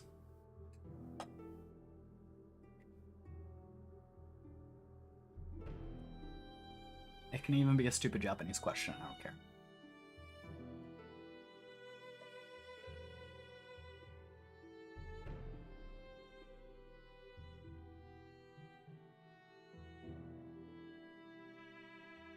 Oh, I actually do have something to say. Oh, hold on. Let me see if... Do I have a...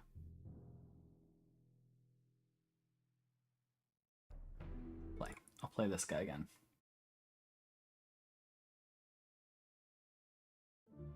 Alright.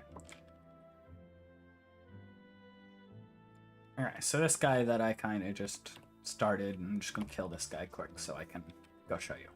So, there's certain quests that you actually have to be under a certain level for. I'm just going to give you this one for free. So in the starting town dearth, if you go over here, this guy here, who obviously has a quest, he has this like talk bar, and he just said, hey, come over here. He wants you to fight in an arena, prove how strong you are. You can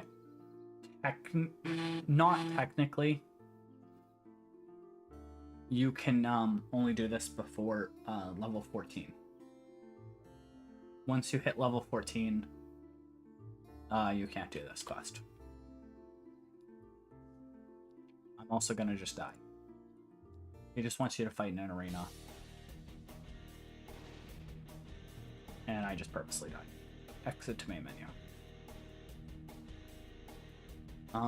No, that doesn't go that fast. I just kind of spammed movement keys so that the guy would attack me until I died really fast. So I don't want to give spoilers about what it is.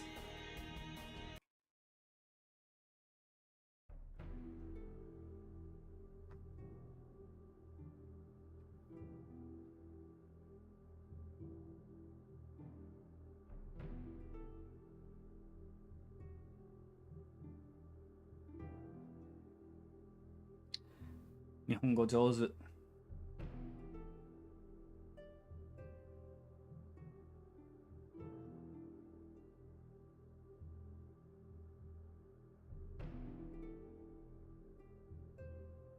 Or if you have any questions about Linux gaming, because that's technically what this channel's about.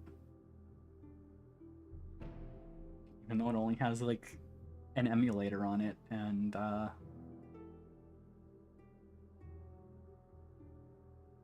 like something else.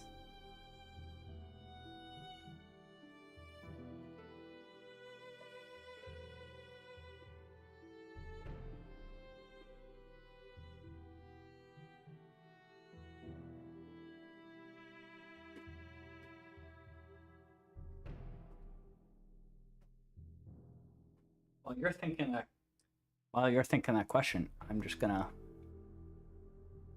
fill up my coffee.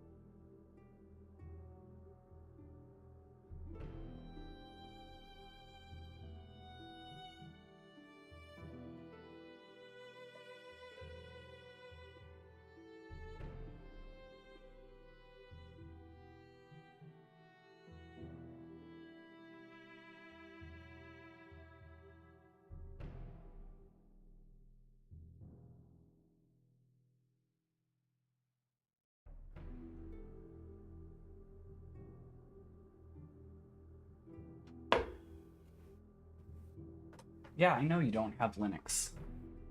Just putting it out there. Is it something you could ask?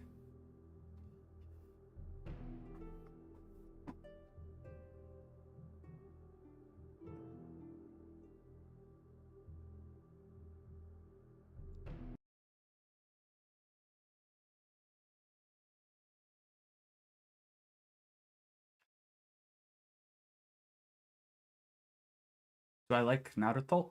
Um, when I was in high school, I liked the first one.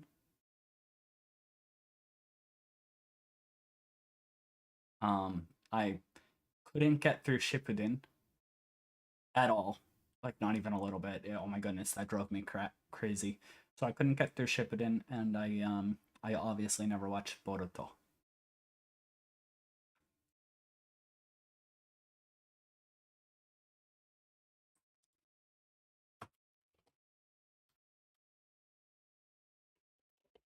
But like Naruto, yeah, like the original, sure, it was cool.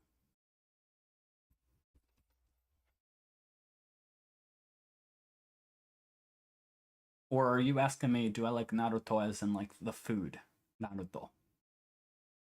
Because in that case, yeah, it's pretty good. It's popping.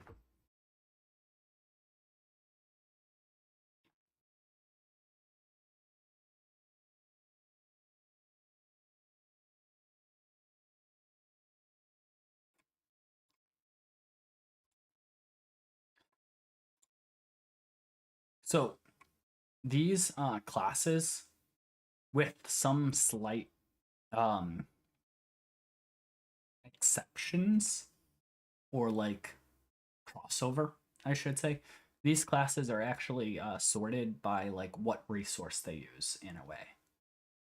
Um, except for the difference between warriors and rogues, which both use both use stamina, of course. With the Shadow Blade being magic and stamina, you get it. So, um, but like mages use mana, wilders use equilibrium. It's called, Here you got your Summoners, your Wormix, and your Oozemancers. All three of these are actually pretty cool classes, I have to admit. I like Oozemancer the most, but the other two are really cool too. Celestials use either or positive and negative energy. Defilers use Vim. Afflicted use does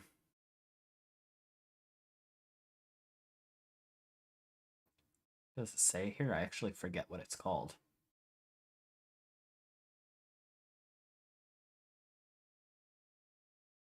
I don't remember what they use. Doomed is one.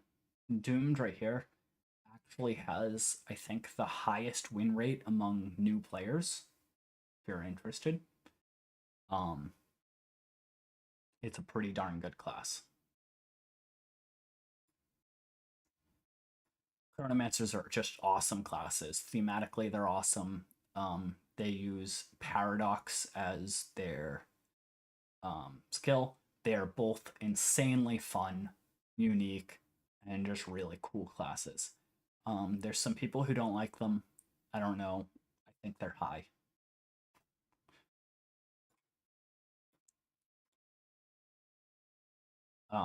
Psionics are pretty darn cool. I only really like the Solipsist. I think that I would like Mindslayer if it was maybe a little bit different, but I'm not the biggest fan of the Mindslayer. I like it, like how I like the idea of it better than actually liking it. Probably because it ends up being a little bit too much like a melee class, and I'm not really a fan. The Adventurers are just special classes. The Demented are kind of underpowered but fun. And Tinkerers are OP and always will be OP. Each one of the Tinkerers can just like clear through the entire campaign. They are made for the Orcs campaign, not the main campaign.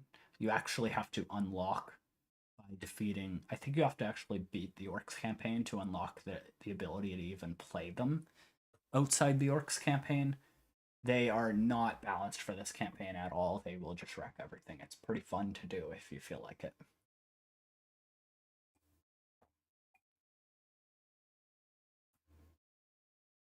Saw Butchers are probably the strongest.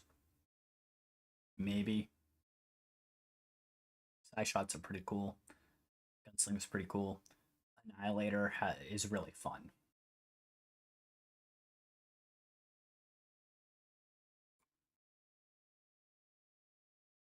I should really be on a screen that actually has background music, though.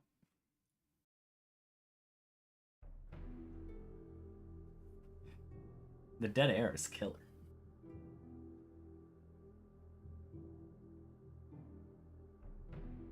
Oh, that's actually something that's good. The Tinkers are cool. Like, and the campaign for Tinkers is extremely fun. It's probably got a tougher early game than the base game, but that's because the campaign is a lot smaller, so you kind of have to like you level up a lot faster, but that also means that the enemies get stronger a lot faster. So it has a little bit of a hard like start, I guess you could say. But it's an insanely fun campaign.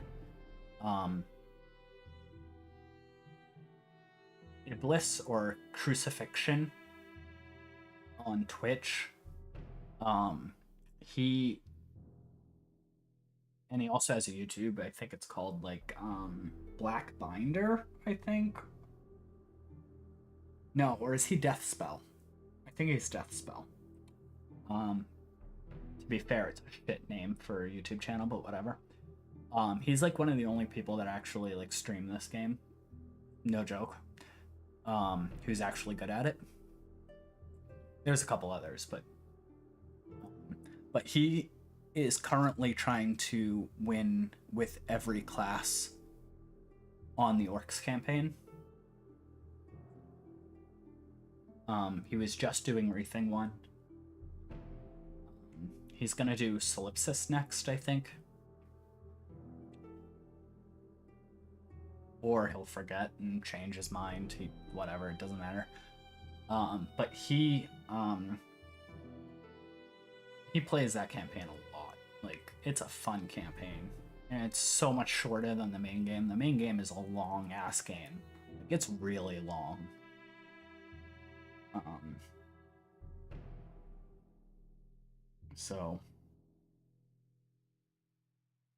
But the Orcs campaign is insanely fun. And Tinkers are just insanely strong. If you get the Orcs campaign, you can unlock the ability for one of the escorts to become a Tinker's escort. And you can then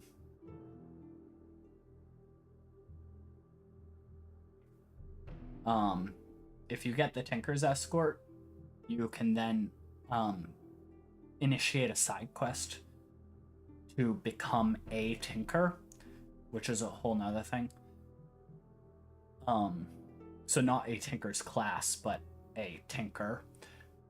Tinkers allows you to basically craft items that then give you like bonuses and stuff. In fact, a lot like Demonologist. So, you know, Demonologist, you got those demons and you attach them to items. Tinkers does the same thing, except for their like crafted things that you can attach to your items. And they add insane skills, insane defenses, insane everything, to the point where there's a whole bunch of people, myself included, who when we see a Tinker's Escort, even if we get the save the Tinker's Escort, we don't pick becoming a Tinker because it's just so strong that it's like almost doesn't feel right to do the campaign with it. Because it is insanely strong. Unless you're like, I don't know, unless like you just feel it that day, like you want to do it. Like, I mean, there's nothing wrong with it. It's part of the game. It's just so damn strong. Tankers are just insane. But they are DLC only, so if you want, you can just disable the DLC.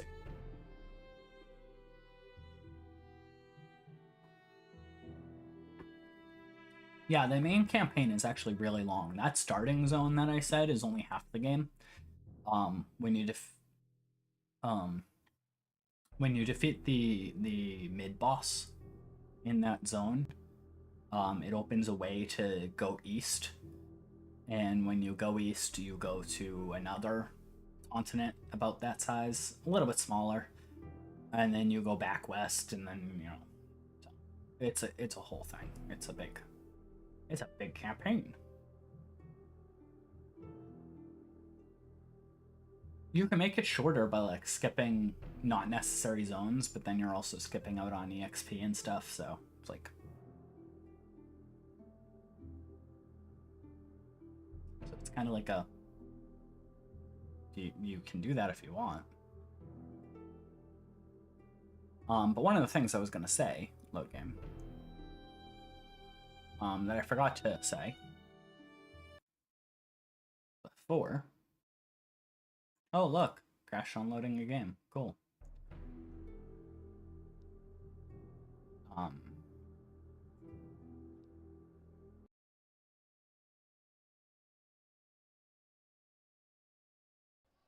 right.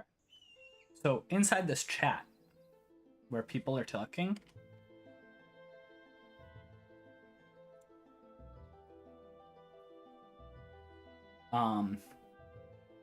so inside this chat, you're like, Oh, this guy just got this achievement.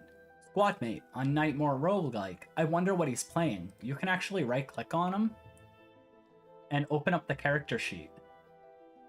And it will tell you his character. You can actually see all his skills, what he put in all of his skills, what type of talents he has, what type of infusions he has, everything, what his inventory is, what his player name is, what the name of his character is. You can also just show up infos just if you're curious. He's playing on 1.7.5. The game has been validated. What different things he has on his thing, and then you can go to his online profile or go to his character sheet. This guy, you can ignore people, you can open up their profile, or you can report them. You can open up his character sheet. So this guy's playing a Shalorian Archmage. You can see all his stats. You know, he has 55 magic and 76 willpower. That's an insane amount of willpower. And also you can see all of his add-ons that he has.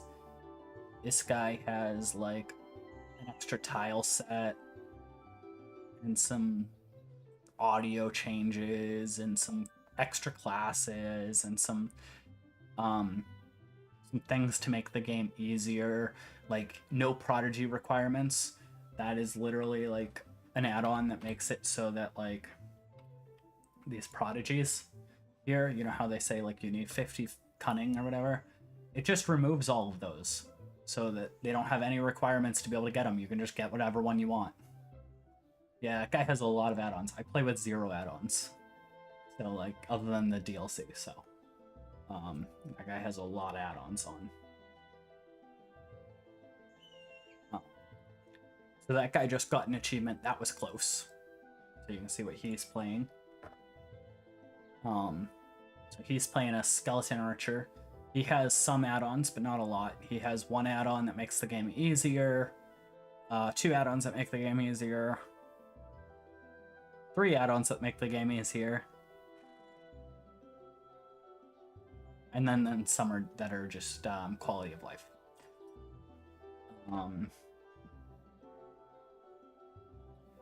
But also, one of the things you can do is when you click on an item in your inventory, you can link item in chat. So now, if you saw, I just linked an item in chat and it is available for anyone to see. The far hand. They can see what it is. You can talk about it with them, etc. So you can ask someone like, hey, is this a good item or something, or, you know, etc. Oh, look, someone died.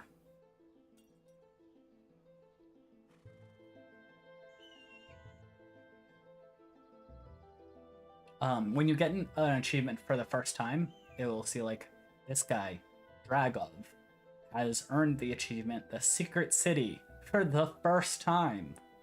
And it will literally tell you if you've done it the first time.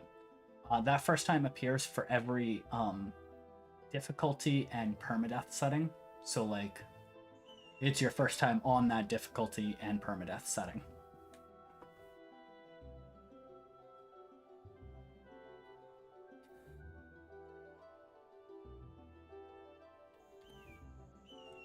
Also, I'll let you know what a solstice looks like fighting. Actually, I needed to. This is kind of going to be spoiler-ish. This is the Magic City, but I need items on this guy. Gold ring, quartz, yes.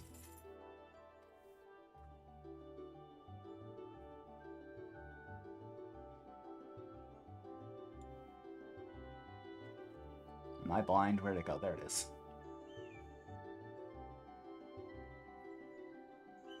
That is a shitty ass item. Guess I'll use it instead of this one though. So now you can see I have 50% stun freeze resist. Resistances in this game are basically worthless unless they're at 100%. No joke. So 50% stun resist is the same as 0% basically. Until you get 100% resistance to something, it's just, it doesn't mean anything. It means jack shit.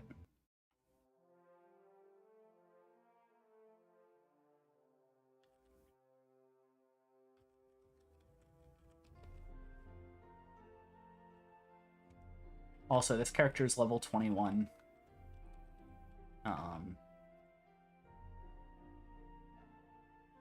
They are a solipsist. Damn, I don't really want to be in here. It's the next zone. So solipsists start, and they have this thought form. That's kind of like the crawl god that allows you to like have a minion that is like your ancestor, right? It's kind of like that. I only have 1 point in this skill. I will get more points into it later, but this guy's literally just a little bit of extra damage and something I can switch places with that will take 1 hit.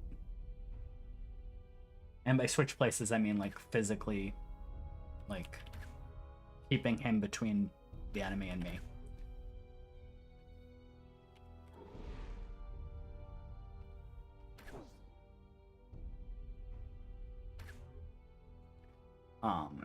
This weird hands coming out, that is the inner demons. This is one of the demons that just summoned as a result of that. So that demon's on my side.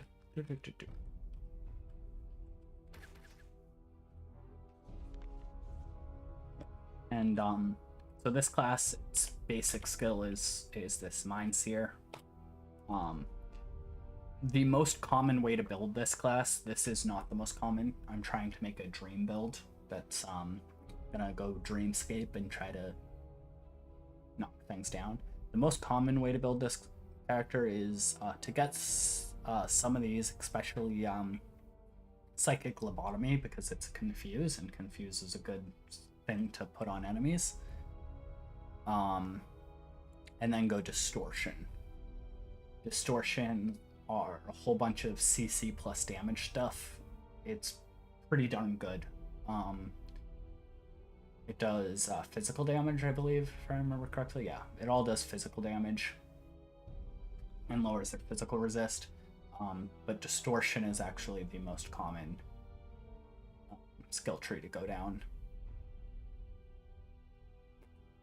And then it's more common to up resonance field, which is a partial damage shield. It takes 50% loads. Damage by 50%. That's the most common build for this. This class is actually relatively hard to unlock. And it's not even one of the strongest classes.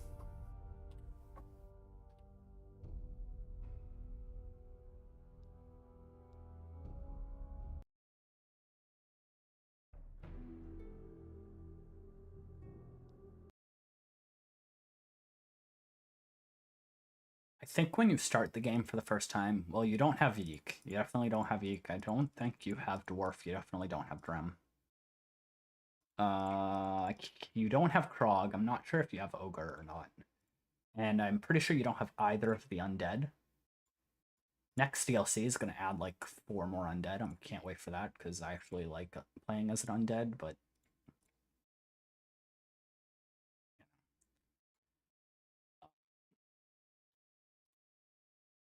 don't know if you start with higher. I think you start with Kornic.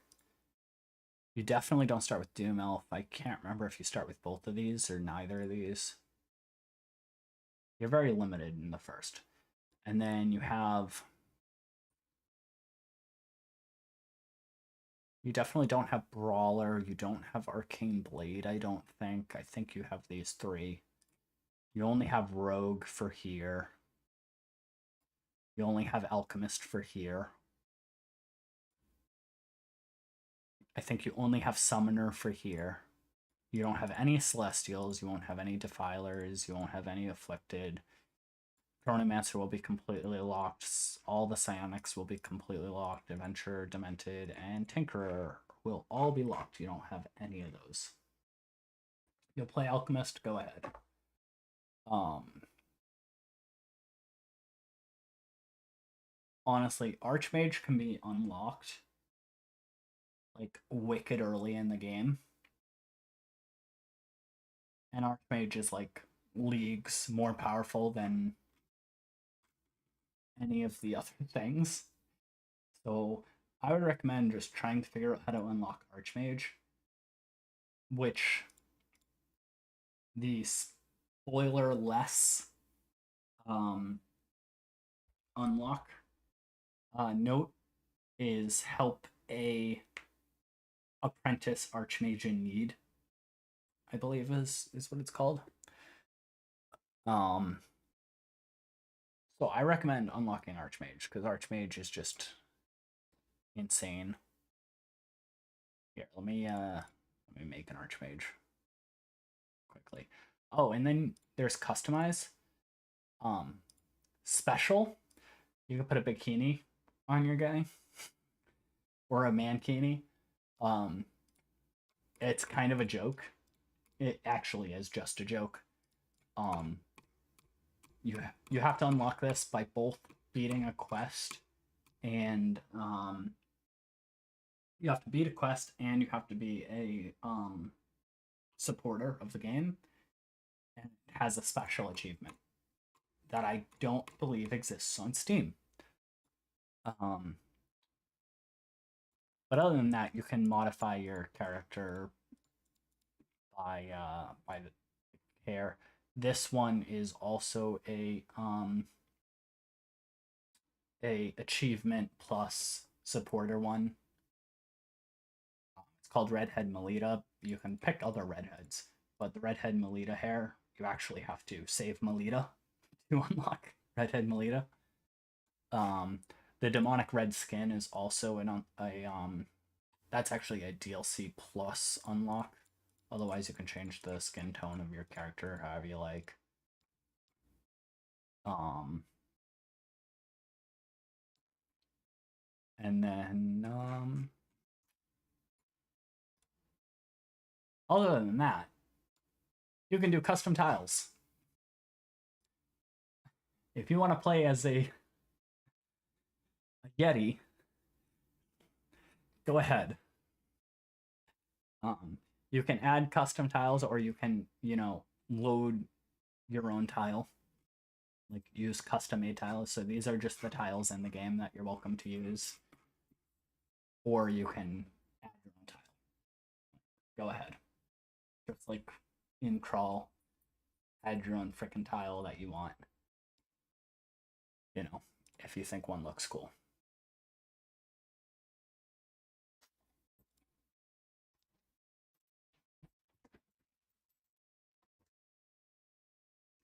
Load pre-made allows you to load like a character you've already made before. But mine are too long because I have too many save files, and I don't and I don't feel like going through and deleting them. You can also pick a random class if you want. So Archmage starts, and their skills, they have a lot of locked skills. Yes, Iguana can get an Iguana tile. There's nothing stopping him. He can actually just save the Iguana tile from Crawl and play with the Crawl Iguana tile if he wants. Nothing stops it. So, Archmage actually has the most locked talents out of like any class. Wildfire used to be the number one class, like, thing. But there's also Ice. Stone, which nobody uses. Storms, which almost everyone uses. Meta. But as a base, without, going into things that you can unlock using category points, you can start out with Mana Thrust as your main skill, Flame as your main skill, Pulverizing Auger, Ice Shards, Lightning, which is the most common, Congeal Time, which is nice. This is a nice shield, and Phantasm, which is an AoE and okay shield and some invisibility stuff. This also gives you evolutions. So like these you have to unlock to be able to get them. Here's your normal prodigies, here's some evolution prodigies. So you got High Thaumaturgus, which is like Thaumaturgs unlocked a deeper understanding of their spells, allowing them to combine the elements into new ways and improve them. And yeah, basically this guy just likes beams. He likes beam spells. He turns all his normal boring spells into beam spells, and he gets like some awesome beam spells and a spell that allows him to auto cast beam spells when he moves.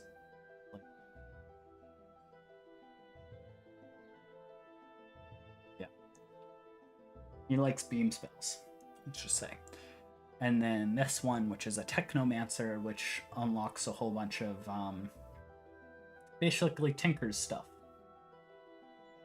It allows you to be a Tinker plus Archmage with some special classes for it. It's cool. The end.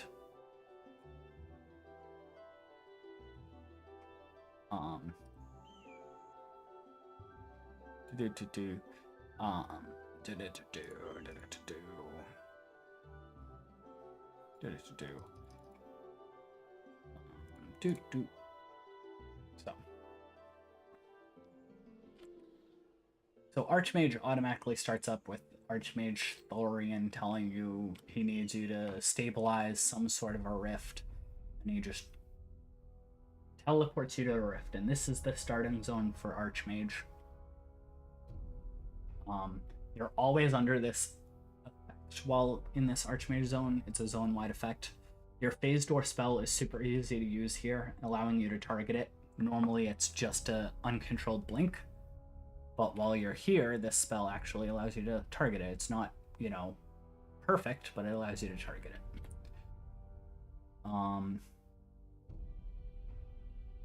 And all projectiles are slowed by 80%. So if you were playing a, or picked a skill that's actually a projectile, unlike lightning, which is a beam, it goes frickin' slow, and it's really hard to hit stuff with it. But this is the starting zone where I said that like you get an achievement for dodging everything. These projectiles that they cast are slow because of this effect zone, so you can actually just dodge out of the way of them. Oh look, I got hit anyways. But yeah, and then you die. Do-do-do-do.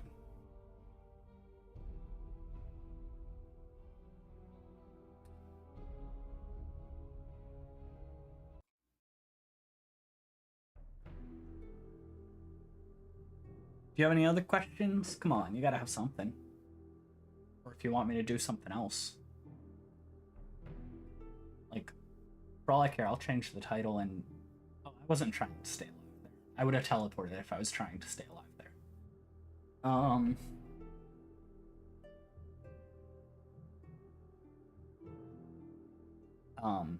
I'll even, like, pull up some, like, Japanese stuff if you want to, like, learn Japanese. I don't care.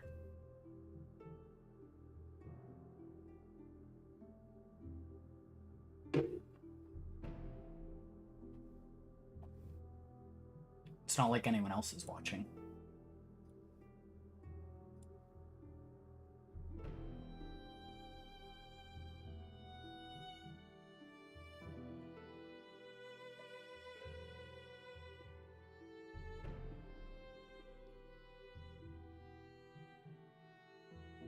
Oh yeah, on the bottom left here, you can actually fully click on this and it'll bring you to the page and it will tell you all about it. You can even like click to, if you've already bought it, this is where you can click to download. Sure. What would you like to learn?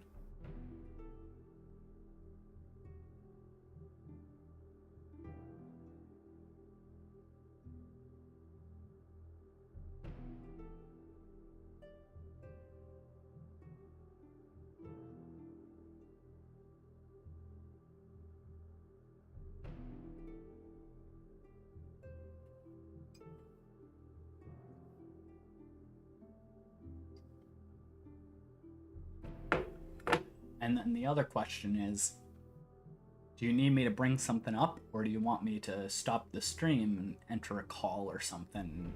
We'll do like a draw together or something like that. Or I'll pull something up on stream and talk about it if you want that.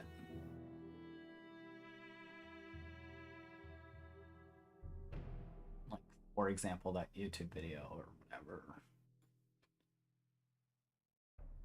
Obviously, I can't just wholesale steal someone's stuff, though, so.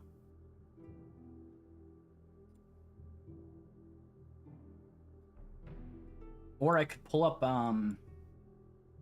that's actually an idea. I could pull up that language learning game, like, that you said you were going to try. Did you try it? I can, like, check out what it looks like now, because I know there's been changes.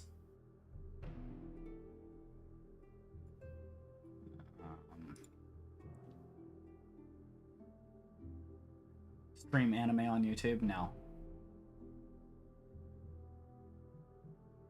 Kaka.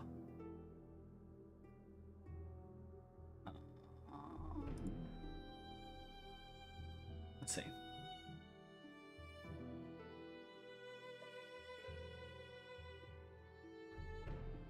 There's gonna be like overlapping sounds in like 2 seconds.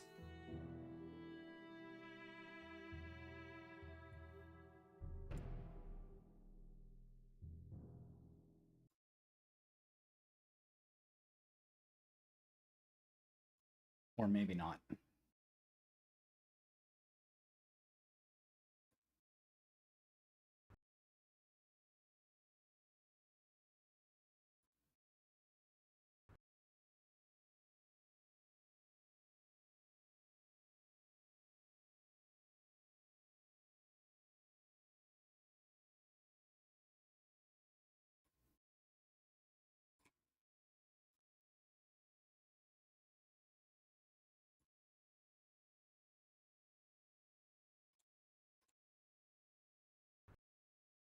Apparently I'm gonna have to run, so to speak, through Proton to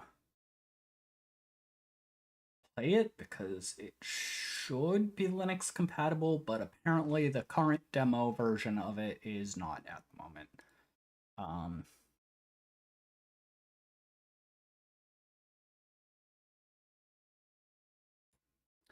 So, 1 second. Force Proton Experimental. Update it quickly.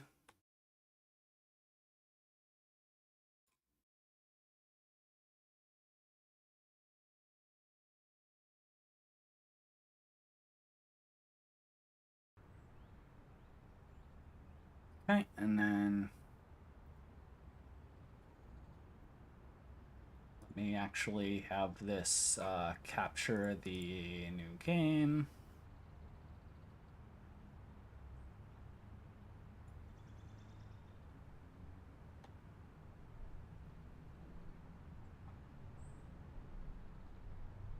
There you go. Consider it a new game. Sure. So, I don't know why this isn't checked by default. Come on. No Romaji. Romaji wa dame da yo.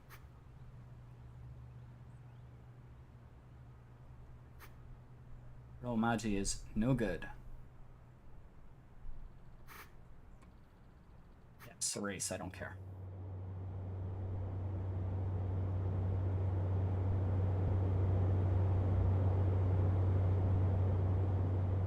Okay. So, the entire game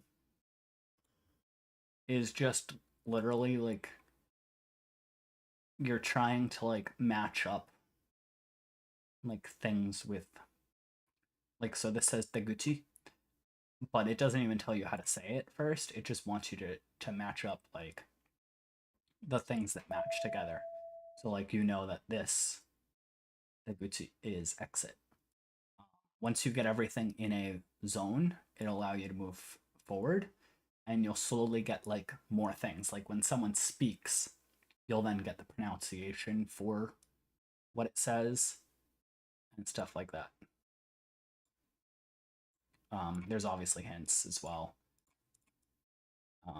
So now you see that there's another Daguchi. You already knew that this was exit. And then rebeta. Like, if you can read, obviously this is better. And I closed off the furigana, so, I mean the, romaji. So, like, it doesn't exist. So if you can't read this, then the game's useless for you. But you can, so you're fine. You can drag whichever one on top of whatever. And then you can move. And Itaguchi, so entrance. Once again, it doesn't tell you how to pronounce it yet. It will eventually get to how to pronounce it, but it just kind of wants you to see the symbols and like associate them. So like Eki station. You also get hints like you can click on things. This is a station, and it will allow you to drag birds.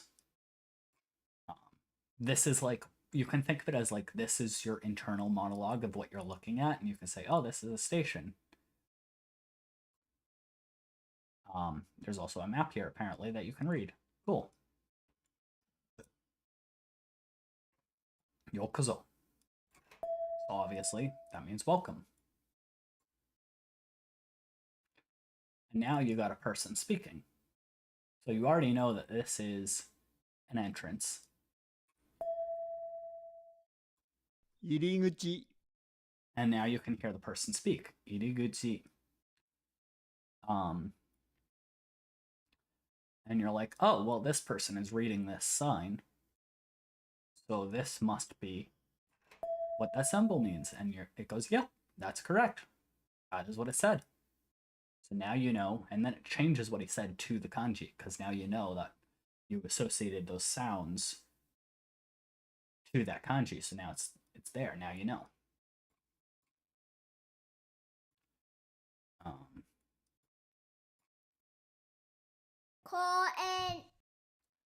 So now this person is reading a sign, and you can see it, and the sign says park. So now you know that kanji must obviously mean park, and they're reading the sign, so that that pronunciation must be that.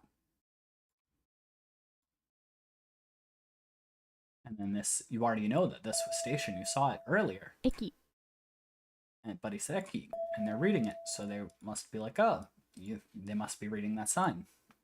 Deguchi. Deguchi. So now you know. Now, your internal monologues, this is a tree, and then this is a river, and this sign is in the river, so you must think, oh, that must be river. You know?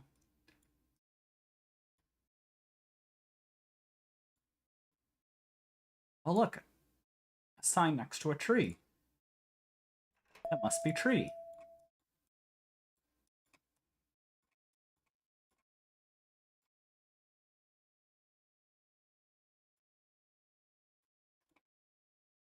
And you got a road. And this sign is in the road, so is this road, perhaps? Well, look at his. Michi. Look at that. Wow. Association. He. Looking at the tree. Ki. Must be the key. And if they're orange, you still need to figure something out about them. If they're green, you figured everything out. So. Mori.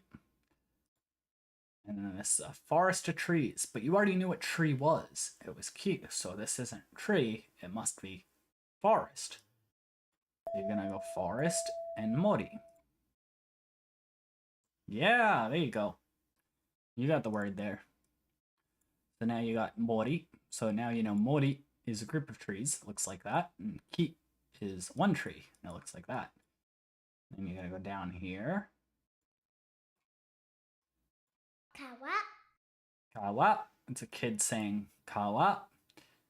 And you already know that this is river from the before. This Kawa. person's talking, so maybe. Yep. Look at that. Now you have a stone with this in it. I wonder. Is that stone? Oh, look, it is. Yeah, piano no mori. Yeah. Ishi. Isi. So are they talking about the stones? They are talking about the stones. Isi. Stone now. I know I'm going through this fast, but... Oh, look, a pond, and it has a sign next to it. I wonder if the sign is pond. Of course. There we go. And what is this kid's gonna say? Ike. So Ike must be pond. And that's all it is. It's just context learning. It's not a very difficult game. It's not even, and you can zoom out. It's not a very difficult game. It's not like super crazy. Jinja. Jinja. Jinja. And a shrine. When you get further in, and then you get a dictionary of all the words, and you can look it up.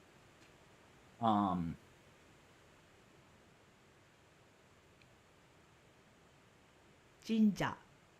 And you can, if you already know something about it, you can Jinja. have them replay it. If you already know something, you can actually find it in here and add the Jinja. stuff to it. So, like, I already know this word. I already know this word. It was eki, station. Eki. That was just an example showing you how to use the book. So in this one, it's a blank spot on the road. So you want to look for the word for road that you know. And you want to add the kanji. Michi. And then eventually, I can't skip ahead, unfortunately. But eventually it gets more and more complex, and it seems like the creator wants to basically eventually, after you get through these one word kind of like nouns, eventually start adding like sentences, and it wants you to start getting context clues for that too.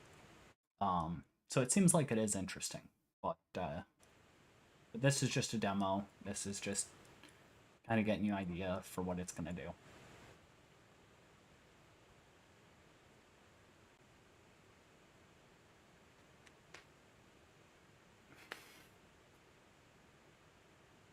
What do you think?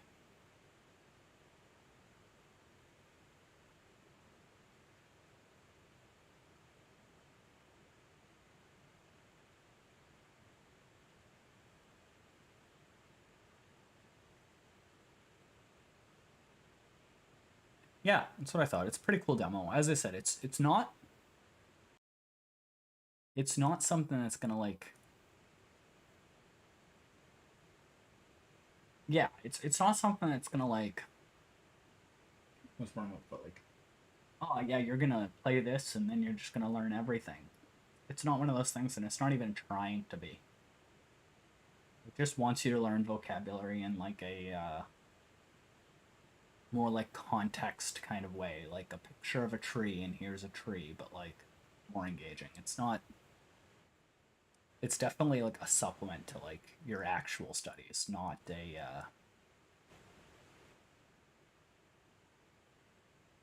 not like a Ike. Ki. Kawa. is that it? No, miss one. There it is. Ishi.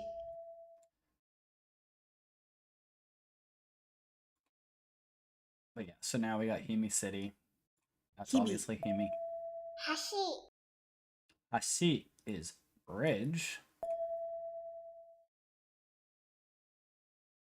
Hasi, bridge. 橋 Oh, look at that. He was right. Hasi's bridge.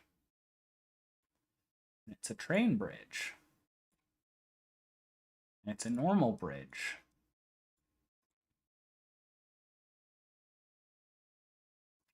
Himi udon. うどん Udon. Udon. And then I can't do that on the same screen.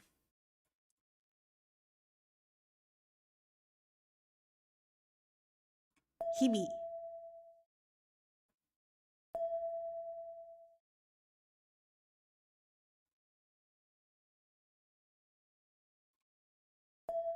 氷見うどん うどん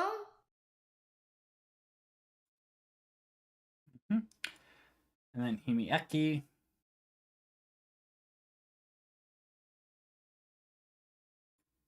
You already know himi is the name Himi. of the city. And you already know eki. 駅氷見駅 So now you know that that's Himi Station. And you already know Iriguchi from before Iriguchi.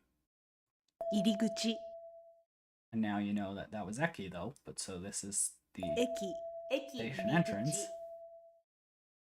And you know that this is Eki. Eki 出 Deguchi. 口駅出口駅入り口駅入り口駅出口駅出口 Yeah. 駅 駅 And you see I didn't even have to go word to word, I just put it on the building in that part. Because it's talking about the building. And you know this is Mori Hoteru. So you can find, and you're like, you already know that this is the word you learned. So here's Mori, 森 and this is ホテ probably a ル hotel. 森ホテ森ホテル森 That ホテ person's ル literally saying the same thing. 川 Kawa, 川 and you know that that's talking about that. Himikawa. So Himi is city. 氷見川氷見川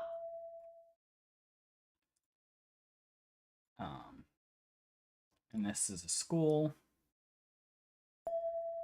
School, 学校 which is also Gakko. gakko. Himi, 氷見 himigakko. 氷見学校 And then you go to the next zone. And then you start getting more and more complex, because now we got like three three kanji words starting up here. But then you still see some that you probably know. And then you got this one. Look at how long this one is. But it starts breaking them up, like you find the word for like bicycle and parking lot and things like that, and it starts breaking things up.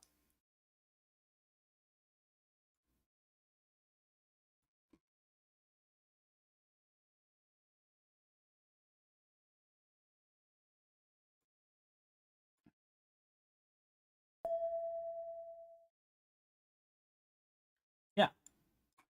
So this one is sort of huge, right? Has two of the same symbol. 自 Well, let's 転 see. 車 Jitensha. Well, this kid's looking at bicycles, so I wonder if Jitensha's bicycle, and it works, right? And it's like, okay, so now we know that this is a bicycle. Well, this sign's in front of bicycles, right? So it would make sense that at least one of these words is bicycle, right? Oh, look at that. Jitensha. Jitensha. There's a easier way to do this. I just already knew the word. Like a more steps-oriented way. And then it's like this one. Didn't I see this over here somewhere? Look at this. This and this are the same word. So it's like, well, this is this, and this is a parking lot. So I wonder if it's a parking lot. It is parking lot. Wow, what a surprise. So then, go up here, and I go parking lot. So I know that that's parking lot, but how do I say it? Well, this person's in the 駐車 parking lot. 場 Chushajo. 駐車場 Chushajo. So now I 自 know. 転車自転車駐車場 Jishensha. Chushajo. Yeah, it's a bicycle parking lot. And that's how it kind of gets more and more complex sentences. Now I like speed ran that. There's other hints in here and stuff that like will give you like slower learning of those symbols.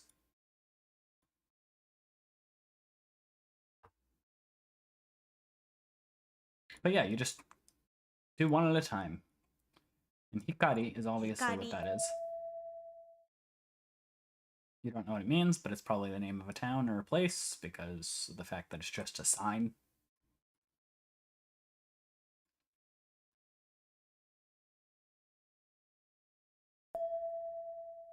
Surprised. エスカレー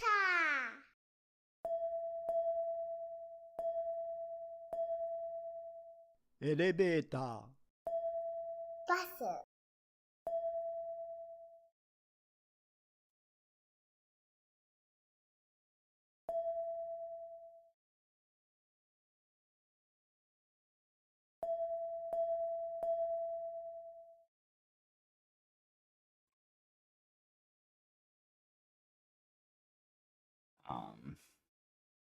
Yeah. 乗り場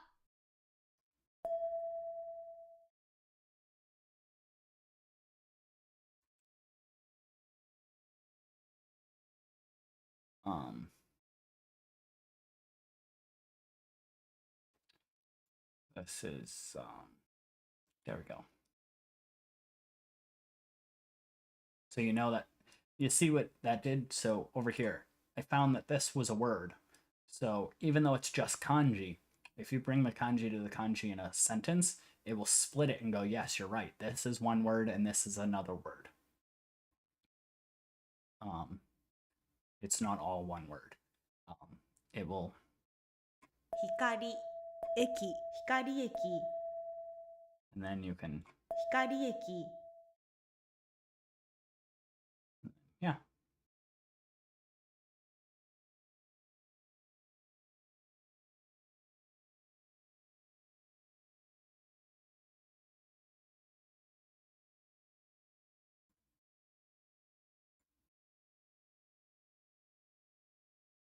This is what's it called? It's east entrance. Ah, there we go. Self entrance. I couldn't find it. I'm like, I know this is somewhere in here, and I couldn't find it. Self entrance. It's over there. There we go. 南口南口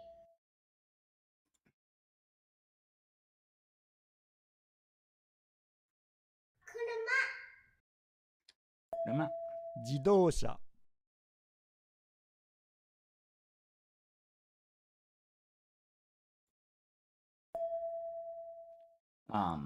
As you could see, this person and that person both said two different words, and they were both referring to the car. That's because one person said car and the other one said automobile, basically.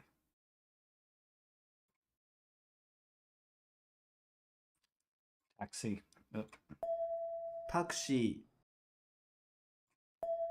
駅 station. 駅 And that's it for this zone. And now now they're doing compound sentences. So like, you know, two words with to in between. To in between. Yeah, just like in America, you can say, you know, like bike and motorcycle to both mean a motorcycle. You can say automobile or car or truck. Like if you don't want to specify between a car or a truck or something like that, you can say automobile. Same thing.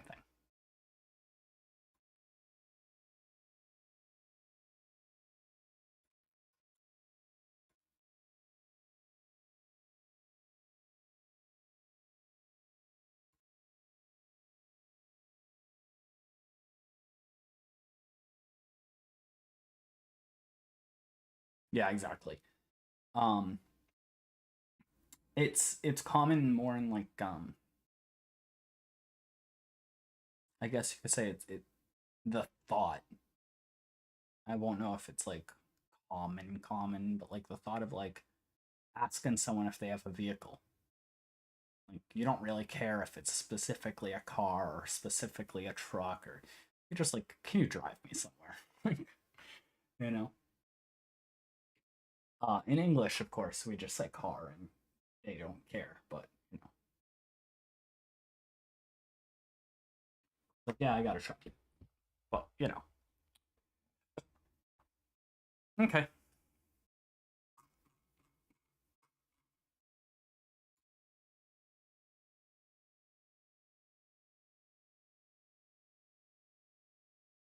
But yeah, I'll let you play this on your own. It's fun. It's just a demo. You're welcome to just download it and play the demo. The demo's fun. I sped ran through it when I played it the first time, but I was just recording for that video, so.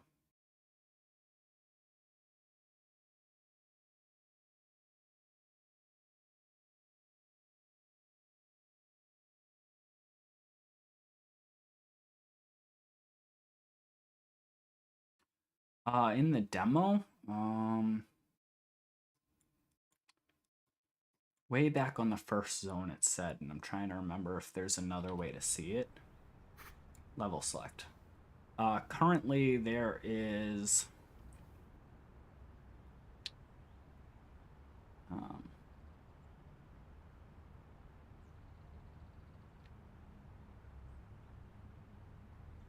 14 zones. So 2 more zones after this one I'm currently on, and then that's it.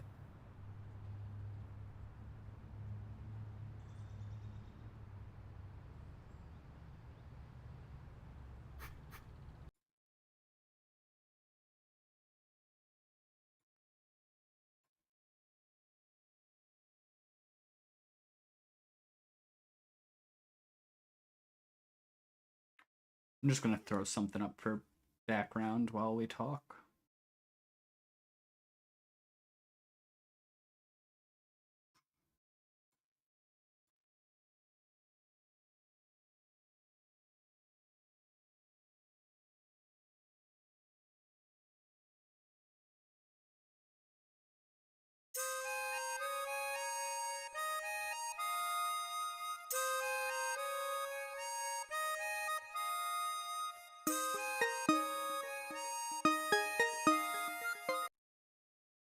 No, that requires me to plug in my controller and everything, so never mind.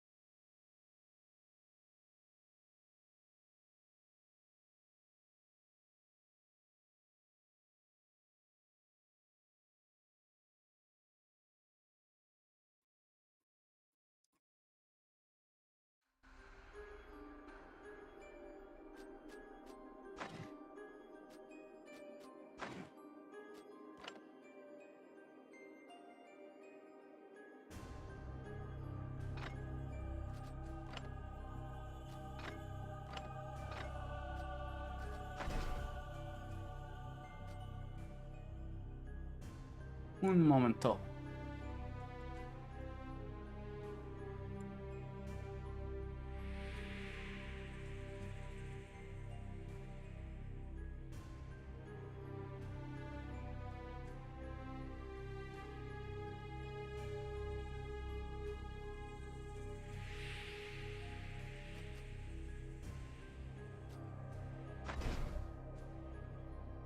Okay. Do you know this game?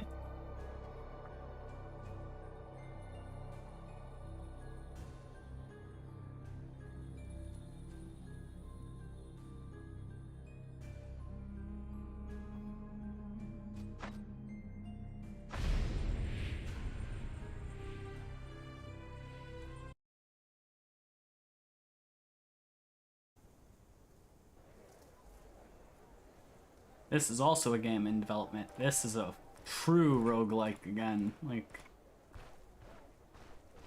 it's a great game. The art style is fan-frickin-tastic.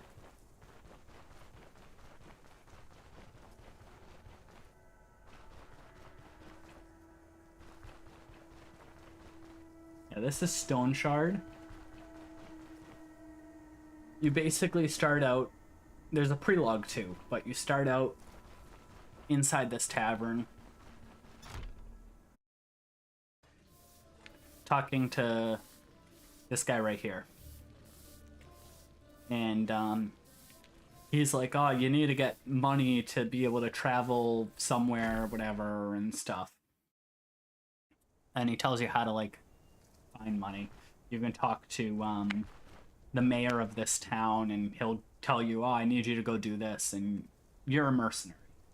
And you can start out as different classes. This person is a mage.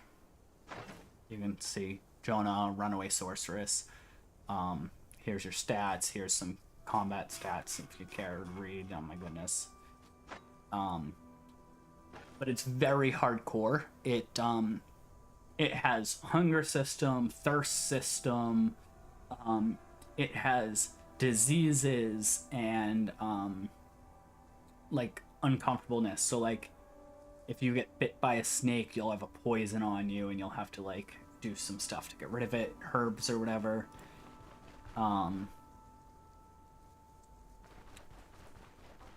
It has a reputation system, so like if you steal stuff from people's houses, your reputation will go down, and everything in the town that you want to buy, like food and stuff, will become more and more expensive. There's probably going to be more added to it. In that kind of vein, it's very basic right now. But the same thing happens if you do a lot of quests that affect the town and help them out. The price of things will drop, and you'll be able to get more items for cheaper. This reputation is city, like town-wide, but it also exists for like people. So like if you piss like a specific person off, their prices will also increase and stuff like that. You can also just attack the town's guards if you want and just completely die, because you will die. They will kill you. Right now everything's closed because it also has a time system and a sleep system. Like, you need sleep. If you get a good night's sleep, you get a buff on you that like increases the amount of XP you get and like makes you less susceptible to like mind altering effects and stuff like that because you got a good night's sleep. Whereas if you get drowsier and drowsier, you'll start to like fatigue, and the effects like really add up and will kill you. You also, if you're out on the road, you will get ambushed by people. Let's see if I can get ambushed personally.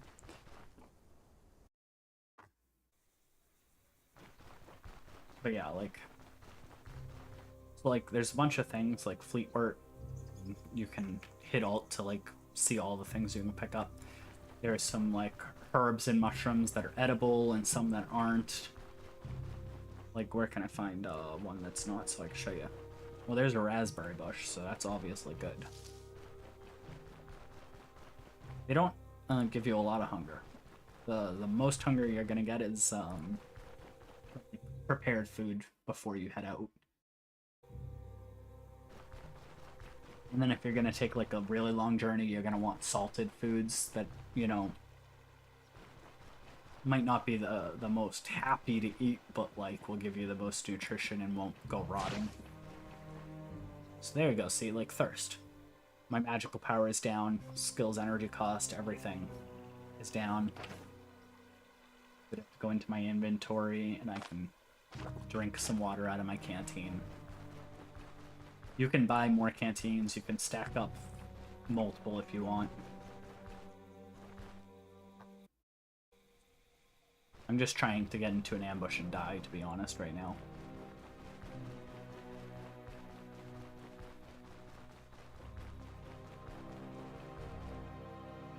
Well, whatever. I'll show you another thing. So, the skills are like, you got weaponry skills, utility skills, and sorcery skills. These grayed out ones are grayed out because they're planned, but they're not actually in the game yet because this is just a beta. So like electromancy skills, you can see that to get them you either need to find a book that teaches you them, or you need a certain amount of points in a skill. So you don't need to specifically put agility or willpower into it. You could just find a book out in the world that teaches them, but there's a whole bunch. Utility skills.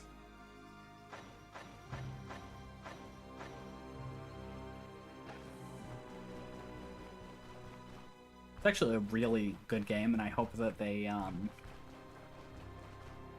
keep adding more.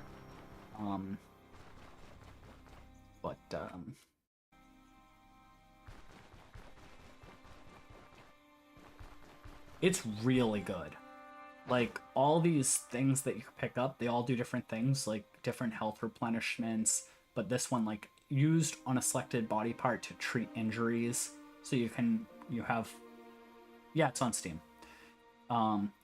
These rhubarbs are, you know, give you reduced poison resistance, but they're good to change your hunger, and but they make you thirsty.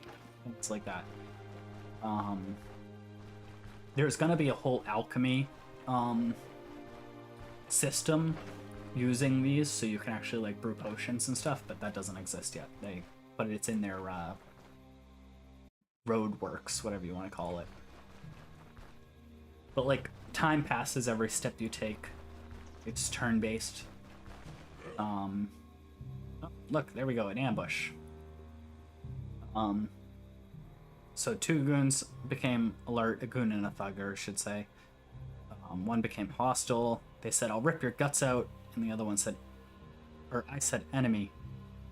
And then the other thug became hostile. So I'm gonna, boom, hit him with a magic skill, and then I'm gonna start backing up for the cooldown. So in this, they have a combo of cooldown and energy usage, just like in ToME.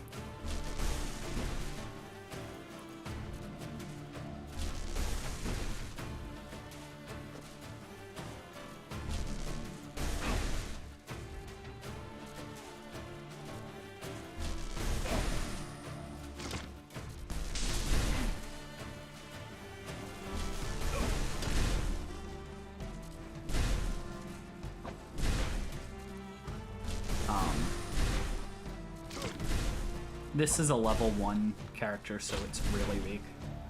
I have a full level lightning mage save file somewhere.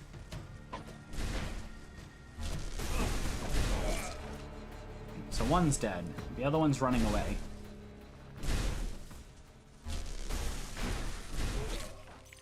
Now he's dead, so I killed them both. There's now a copper chain on the ground, some spearmint that one was carrying. I'm gonna pick up the copper chain, even though I don't think I need it. I can wear that. There's not that much content yet. It's something to put on your like watch list, to be honest. I bought it because I had some dispendable income and I wanted it to keep being developed. But it's more of a watch list item.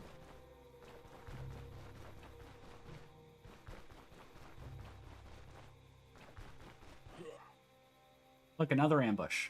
Except I didn't really like... So see how like my health is 83 out of 84 and it doesn't look like it was increasing even though I was going? That's because if you go to my character and I go to my health, have a 13% damaged head and 81% stone shard. 81% condition arm, so meaning my health can't actually regen past these parts. I would have to get them healed. You can either heal them by like items that will give like healing. These items, as I said, will treat an injury 1%, so it'll get 1% to those. See, there's the title. It'll give 1%, so instead of 67%, it will be 68% or whatever. It's not that good, but you can get to points where like your health is like can't heal over like 2% of its max, and you're pretty much boned. You're gonna have to like work out trying to get home.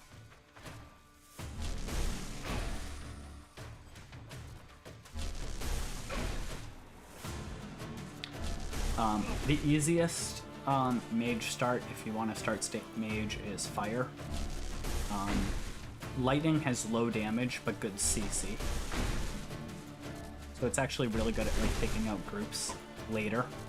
Everything's shit early, so.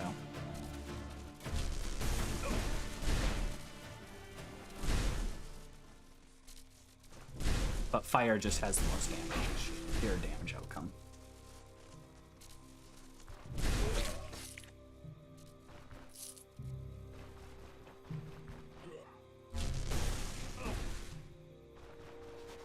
But yeah, if they're damaged enough, you can inspect them. You can see what injuries they have from your damage, how much health they have left, etc.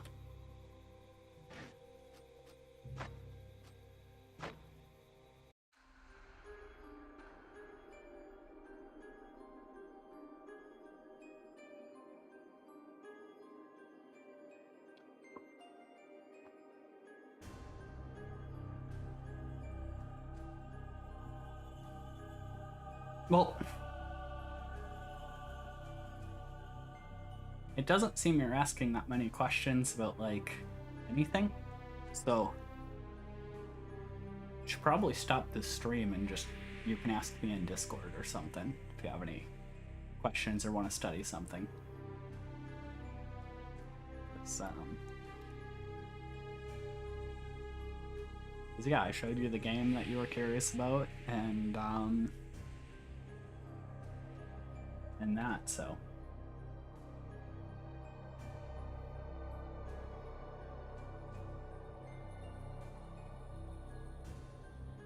Yeah.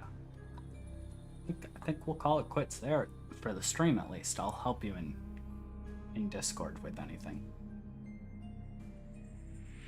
Yeah, I got some yard work done, so I'll just stop.